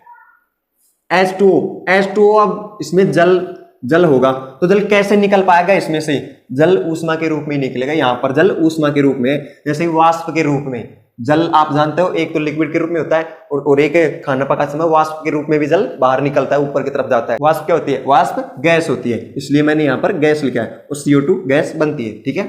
अब इसके उपयोग देख लेते हैं। बेकिंग सोडा का किस किस में उपयोग किया जाता है, खाने में उपयोग किया जाता है, सबको पता है, मैंने लिख दिया, आपको बता दिया। और क्या क्या उपयोग किया जाता है, ठीक है, देखते हैं। बेकिंग पाउडर के निर्माण में, बेकिंग पाउडर एक होता है बेकिंग सोडा और एक होता है बेकिंग पाउडर, ठीक है। तो अब देखेंगे बेकिंग सोडा तो देख लिया क्या होता है, अब बेकिंग पाउडर क्या होता है। बेकिंग से समझ में आ गया होगा, बनता तो बेकिंग सोडा से है बेकिंग पाउडर, लेकिन कैसे बनता है वो देख लेते हैं। सब लिखा है मैंने, ठीक है, घबराने की जरूरत नहीं है, सब मिलेगा आपको यहाँ पे, ठीक है। देखें बेकिंग सोडा क्या होता है। बेकिंग सोडा होता है जब, नहीं बेकिंग पाउडर क्या होता है, बेकिंग पाउडर क्या होता है जब बेकिंग सोडा में टार्टरिक अम्ल मिला देंगे तो वो क्या बन जाएगा, बेकिंग पाउडर बन जाएगा। अब टार्टरिक अम्ल कहां से लाए, आप जानते हो इमली तो जानते हो सब। इमली में कौन सा अम्ल होता है, टार्टरिक अम्ल होता है इमली में। जैसे हम बेकिंग पाउडर को और इमली क्रिया करवाएंगे तो हमें बेकिंग पाउडर भी मिल जाएगा, ठीक है। जैसे कि हम बेकिंग पाउडर बनाना है तो हम बेकिंग सोडा और टार्टरिक अम्ल को मिला देंगे तो हमें बेकिंग पाउडर मिल जाएगा। और हमें बेकिंग सोडा बनाना है तो क्या करेंगे, बेकिंग पाउडर में से टार्टरिक अम्ल को हटा देंगे तो हमें बेकिंग सोडा मिल जाएगा। दोनों प्रकार की क्रियाएं हो सकती है इसमें, जैसे कि हमें बेकिंग सोडा से, बेकिंग पाउडर से बेकिंग सोडा मिल सकता है, और बेकिंग सोडा में जब टार्टरिक अम्ल ऐड कर देंगे तो बेकिंग पाउडर मिल जाएगा। अगला देखते हैं क्या है, अगला है अग्निशामक के रूप में। अग्निशामक, अग्नि आग, शामक बुझाना, ठीक है, आग बुझाने के काम में भी लिया जाता है, ठीक है। जैसे कि पेट्रोल पंप होता है, वहां पर आग बुझाने, आग लग जाए, पेट्रोल आप जानते हो ज्वलनशील द्रव्य है, ठीक है, तो उसमें आग लग जाए तो आग लग जाने से बचाने के लिए, गलती से आग लग जाए तो उससे बचाने के लिए छोटे छोटे टैंक होते हैं लाल रंग के, आपने देखे होंगे, सब देखा है आपने, जानबूझ के अनजान मत होना, सब देखा आपने, ठीक है। तो उसमें व्हाइट से जब उन आग लग जाती है तो उसको खोल के और वो व्हाइट से गैस निकलती है, वो गैस उसमें क्या होता है, बेकिंग सोडा भी मिला हुआ होता है। और बेकिंग सोडा क्या होता है, अज्वलनशील पदार्थ है बेकिंग सोडा, ठीक है। अगर ज्वलनशील पदार्थ होगा तो खाना बनाएंगे तो खाने में ही आग लग जाएगी, तो बेकिंग सोडा अज्वलनशील पदार्थ है, ठीक है। इसलिए इसका उपयोग अग्निशामक के या आग बुझाने के जैसे काम में भी लिया जाता है। एक और उपयोग है इसका, देखते हैं। इसका उपयोग एंटासिड के रूप में किया जाता है। अब एंटासिड क्या है, ठीक है। अब मैंने आपको पहले बताया था कि अम्ल प्लस क्षार बराबर लवण प्लस जल, ठीक है। अम्ल और क्षार के मिलने से लवण बनता है, ठीक है। जैसे कि हमारे पेट में जब हम खाना खाते हैं तो खाना खाने के बाद पेट में कभी कभी दर्द होता है, क्यों होता है वो, ठीक है। पेट में क्या है, अम्लता बढ़ जाती है, पेट में अम्लता बढ़ने से पेट में दर्द होने लग जाता है। अब क्या करें हम जिससे वो दर्द मिट जाए, मैंने पहले बता दिया आपको क्या होता है क्या नहीं होता है, ठीक है, लेकिन फिर से बता देता हूं आपको, नए जुड़े होंगे उनको, ठीक है। क्या होता है उसमें, क्या होता है, हमारे पेट में दर्द होता है तो दर्द के कारण, दर्द क्यों होता है, पेट में अम्लता बढ़ जाती है। अब उस अम्लता को दूर करने के लिए हमें क्षारक लेना पड़ेगा, और ठीक है, और ये क्या है, एक दुर्बल क्षारक है जो हम खा लेंगे तो कोई नुकसान तो होगा नहीं, ठीक है। अब क्षारक के रूप में हम कैसे खाएं, जैसे बेकिंग सोडा है, इसको डायरेक्ट खा जाए क्या, ऐसे नहीं खाना है, ठीक है। क्या करना है, जैसे कि क्या आता है, जैसे बेकिंग सोडा है, बेकिंग सोडा किस में आता है, ठीक है, इसका उपयोग एंटासिड के रूप में किया जाता है। एंटासिड का मतलब है एंट का मतलब है नष्ट करना, एसिड होता है अम्ल, ठीक है, जानते हो। एक एक चीज का संधि विच्छेद करके देखेंगे ना तो हर चीज में ही छिपा हुआ होता है कि मैं क्या हूं, ठीक है। एंट का होता है नष्ट करना, जैसे एंटी पार्टी होती है, वो क्या करती है, दूसरे को मारती है, काटती है, भगाड़ती है, ठीक है। दूसरी पार्टी को हराना ही चाहती है, मतलब दूसरी पार्टी के विपरीत होती है। तो एंट यानी विपरीत है, एसिड यानी अम्ल के विपरीत होगा। तो अम्ल के विपरीत क्या होगा, क्षार, ठीक है, उसके रूप में किया जाता है। तो ऐसे क्या किया जाता है, जैसे इनो है, वो एंटासिड का एक अच्छा उदाहरण है, ठीक है। आपने कई देखा भी होगा कि जैसे पेट में अम्लता होती है तो पानी में इनो को डालते हैं और इनो में झाग आते हैं और उन झागों को मिटने से पहले उसे पी जाते हैं, ठीक है। तो पेट में अम्ल और हम गिलास में डालकर इनो, जो दुर्बल क्षारक होता है, इनो क्या होता है, दुर्बल क्षारक, यही होता है। उसमें बेकिंग सोडा भी मिला हुआ होता है, ठीक है। तो उसका उपयोग हो ही गया, आपको पता है, ठीक है। तो उसको डालते हैं और हम पी जाते हैं। तो पेट में अम्ल, गिलास में डालेंगे वो होगा क्षारक, जैसे इनो होगा वो होगा क्षारक। तो अम्ल और क्षारक मिलके क्या बना देंगे, लवण बना देंगे, ठीक है। लवण जो उदासीन होता है, ठीक है। तो पेट की अम्लता दूर हो जाएगी, पेट में दर्द समाप्त हो जाएगा, ठीक है। तो आपके कभी पेट में दर्द हो तो इनो पी जाना, ठीक है। अगर कुछ हो जाए तो मैं बैठा हूँ, ठीक है। इसका उपयोग एंटासिड के रूप में किया जाता है। जैसे पेट में कुछ भी दर्द वर्द हो जाता है, वो पेट की अम्लता कारण ही होता है, ज्यादातर 90% तो अम्लता कारण होता है, और कुछ प्रॉब्लम हो वो अलग होता है, ठीक है। तो इनो वगैरह ऐसा उपयोग किया जाता है। तो अगला देखते हैं हम। अगला है दोस्तों चौथे नंबर पर हमारा धोने का सोडा। धोने का सोडा नाम से पता चल रहा है, धोने का सोडा। तो इस सोडे को क्या काम लिया जाएगा, धोने के काम लिया जाएगा। इसका रासायनिक सूत्र होता है Na2CO3.10H2O, ठीक है। इसका निर्माण कैसे होता है, देखिए, सोडियम कार्बोनेट की जल के 10 अणुओं से क्रिया करवाने पर धोने का सोडा प्राप्त होता है। सोडियम कार्बोनेट है, उसकी अगर हम जल के 10 अणुओं से क्रिया करवा देंगे तो हमें क्या प्राप्त होगा, धोने का सोडा प्राप्त होगा, धोने का, ठीक है। देखिए ये हमारा सोडियम कार्बोनेट Na2CO3, इसकी क्रिया करवा रहे हैं हम जल के 10 अणुओं से, ठीक है। तो क्या बनेगा, सोडियम कार्बोनेट की जल के 10 अणुओं से अभिक्रिया करवाई तो ये बन गया हमारा धोने का सोडा, ठीक है। धोने का सोडा बन गया है। अब इस धोने के सोडे के उपयोग क्या क्या है, ठीक है। जैसे कांच, साबुन, कागज उद्योगों में, जैसे कि कांच है, साबुन है और कागज के जो उद्योग है उसमें उनकी धुलाई करने के लिए, उसको साफ निकालने के लिए धोने का सोडा का प्रयोग किया जाता है, ठीक है। धोकर इसको साफ निकाल देते हैं, ठीक है। घरों में सफाई में, ठीक है, घरों में जैसे कुछ गंदगी हो जाती है, जैसे दीवार खराब हो जाती है, कुछ जिद्दी मैल होते हैं, उनकी सफाई कर दी जाती है, ठीक है। इससे क्या है, कपड़े कुछ जिद्दी दाग हो जाते हैं कपड़ों में, तो उनको भी उससे साफ किया जाता है, ठीक है। जल की कठोरता को स्थायी रूप से दूर करने में, ठीक है। जैसे कठोर का मतलब होता है कठोर, जो हमसे न टूटे। तो इसमें ये मतलब नहीं है कि जल कठोर, जैसे कि ऐसा जल जो हमसे नहीं टूट रहा है वो कठोर जल है, उसको ये क्या होता है, स्थायी रूप से दूर कर देता है, कठोर जल को हटा देता है। कठोर का मतलब होता है खारा जल या फिर ऐसा जल जिसमें कपड़े सही तरह से साफ नहीं होते हैं, ठीक है। तो इसको अगर हम डालेंगे जल में तो कठोरता दूर हो जाएगी, और कठोरता दूर हो जाएगी जल की, तो उस जो साबुन है उससे कपड़े आराम से साफ निकल सकते हैं, इसलिए इसे कहते हैं धोने का सोडा। इसलिए जल की कठोरता को स्थायी रूप से दूर कर देता है। जैसे कि एक बार जल में डाला तो जल की कठोरता है, या फिर जो जल में खारा जल है वो खारापन वगैरह दूर हो जाते हैं इससे। इसको इसलिए काम में लिया का है हमारा प्लास्टर ऑफ पेरिस, POP।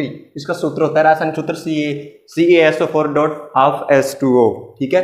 तो ये कैसे बनता है, ठीक है। जिप्सम को 373 केल्विन ताप पर गर्म करने पर जल के अणु त्याग देता है, ठीक है। जिप्सम को जब हम 373 केल्विन पर गर्म करेंगे तो जिप्सम जल के अणु त्याग देता है, तो क्या बनाते हैं, कैल्शियम सल्फेट अर्धहाइड्रेट, जिसका सूत्र होता है यही होता है, कैल्शियम सल्फेट अर्ध मतलब आधा, हाइड्रेट यानी जल, ठीक है। ये बनाता है, इसे POP कहते हैं। और जो POP है वो सफेद रंग का होता है, ठीक है, बता दूं मैं आपको। और जो POP है उसका जो चूर्ण है, सफेद चूर्ण, उसको अगर हम जल में डालेंगे तो क्या होगा, अगर POP के चूर्ण को, सफेद चूर्ण को जल में डालेंगे तो वो फिर से जिप्सम बन जाएगा, ठीक है। तो इसकी अभिक्रिया देख लेते हैं। CaSO4.2H2, ये है जिप्सम, CaSO4.2H2O, इसको अगर हम ऊष्मा देंगे, ठीक है, तो क्या होगा, इसमें से CaSO4 अलग हो जाएगा और यहाँ पर आधा H2 ही बचेगा, CaSO4 हाफ H2O, ये होता है POP, ठीक है। और फिर 2 जल के अणु थे ना यहाँ पर, तो आधा ही रह गया, तो क्या बचा, 1.5 जल के अणु बच गए, ठीक है। तो इसका उपयोग कहाँ किया जाता है, POP का उपयोग कहाँ किया जाता है, देखिए, टूटी हुई हड्डियों को सही जगह पर रखने में, ठीक है। किसी का हाथ टूट गया, पैर टूट गया, तो आपने देखा होगा बहुत से यहाँ पर हाथ पे प्लास्टर बंधवा के आते हैं और ऐसे ही रखते हैं हाथ को, तो हड्डियां टूट जाती है ना, तो POP क्या है, जल के साथ थोड़ा सा जल में मिलाएंगे ना, तो गीला करके लगाते हैं तो बहुत सूखने के बाद कठोर हो जाता है, बहुत कठोर हो जाता है। तो हड्डियों को एक जगह रखकर वहां पर POP लगा दिया जाता है, प्लास्टर करके पीओपी लगा दिया जाता है, जिससे क्या है कठोर हो जाता है पीओपी और हड्डियां वहीं की वहीं रहते हैं और कुछ दिनों तक वहीं की वहीं रहने से वो क्या होती है, जुड़ जाती है। इस उपयोग में भी किया जाता है। अगला है खिलौने बनाने में। सिर्फ पीओपी के बहुत अच्छे खिलौने बनते हैं। क्या है, जैसे कि कोई खिलौना बनाना है, खिलौने ऐसे टूट जाते हैं लेकिन अच्छे खिलौने बनाने के लिए पीओपी का उपयोग किया जाता है। खिलौने सजावट के सामान्य बच्चों के खेलने के लिए, जैसे गुड़िया, जैसे कि ऐसे बनाए जाते हैं कि सजावट के रूप में आप कहोगे सर पीओपी ला के रख दिया तो क्या सज जाएगा? ऐसे नहीं भैया। क्या होता है देखिए, दीवारों पर सजावट के रूप में, जैसे कि दीवारों पर वॉल पुट्टी करवाते हैं हम, तो उसमें भी पीओपी की मात्रा होती है, उससे चिकनाई आती है और दीवार स्मूथ हो जाती है। ठीक है, और कैसे, जैसे कि दीवारों की छत होती है, उस पर आप देखते हैं कई जगह डिजाइन होती है, जैसे पंखे के चारों ओर डिजाइन होती है, वो डिजाइन पीओपी के द्वारा ही बनाई जाती है। आप सब जानते हैं पीओपी एक कठोर पदार्थ है, एक बार लगाने के बाद में फिर जरूरत नहीं पड़ती है। बहुत अच्छा दिखता है मकान पीओपी लगाने के बाद में। ठीक है, तो ये हो गए हमारे 5 प्लास्टर ऑफ पेरिस तक। और लास्ट है हमारा एक डेफिनेशन है, वो आ रही है, उसको लिखते हैं अभी। दोस्तों हम इस पार्ट अम्ल क्षार एवं लवण इस पार्ट के आखिरी टॉपिक पर पहुंच गए और आखिरी टॉपिक को भी जल्दी से खत्म कर लेते हैं। ठीक है, आखिरी टॉपिक हमारा क्रिस्टलन का जल। ठीक है, इसकी डेफिनेशन देखते हैं क्या होता है क्रिस्टलन का जल। बहुत ही इजी टॉपिक है। ठीक है, ऐसे चुटकियों में अभी देखो कैसे हल होता है। किसी लवण के सूत्र में जल के निश्चित अणुओं की संख्या पर क्रिस्टलन का जल कहते हैं। ठीक है, रटना नहीं है, हमें बिल्कुल समझना है। ठीक है, अच्छे प्रकार से समझेंगे, सालों साल चलेगा, और रटेंगे तो 5 दिन में ही वापस भूल जाएंगे। ठीक है, तो क्या होता है देखिए, कोई रासायनिक सूत्र है, जैसे कि ये रासायनिक सूत्र है, ये क्या है, जिप्सम का रासायनिक सूत्र है। अब इसमें हमें क्रिस्टलन का जल देखना है। तो क्रिस्टलन का जल, किसी रासायनिक सूत्र में निश्चित अणु जल के अणुओं की संख्या क्रिस्टलन जल होती है। ये रासायनिक सूत्र है, इसमें निश्चित अणु जल के अणुओं की संख्या है 2। ठीक है, जल के अणु है उसमें 2 हैं। ठीक है, क्रिस्टलन का जल कितना हो जाएगा, 2। यही होता है क्रिस्टलन का जल। किसी भी रासायनिक सूत्र में निश्चित जल के अणुओं की संख्या क्रिस्टलन का जल कहलाती है। ठीक है, ये है हमारा क्या है, पीओपी है। तो इसमें क्रिस्टलन जल के अणु संख्या, निश्चित जल के अणु संख्या दिख रही है, आधा जल का अणु है। तो यहाँ पर क्रिस्टलन का जल कितना हो जाएगा, आधा। ठीक है, क्रिस्टलन का जल आधा हो जाएगा। ठीक है, ऐसा ही और देखते हैं हम एक और, जैसे कि H2O, ये इसमें क्रिस्टलन का जल कितना हो जाएगा, ये। ठीक है, समझ में आ गया होगा उम्मीद करता हूँ। ठीक है, और ये पार्ट हो गया हमारा पूरा।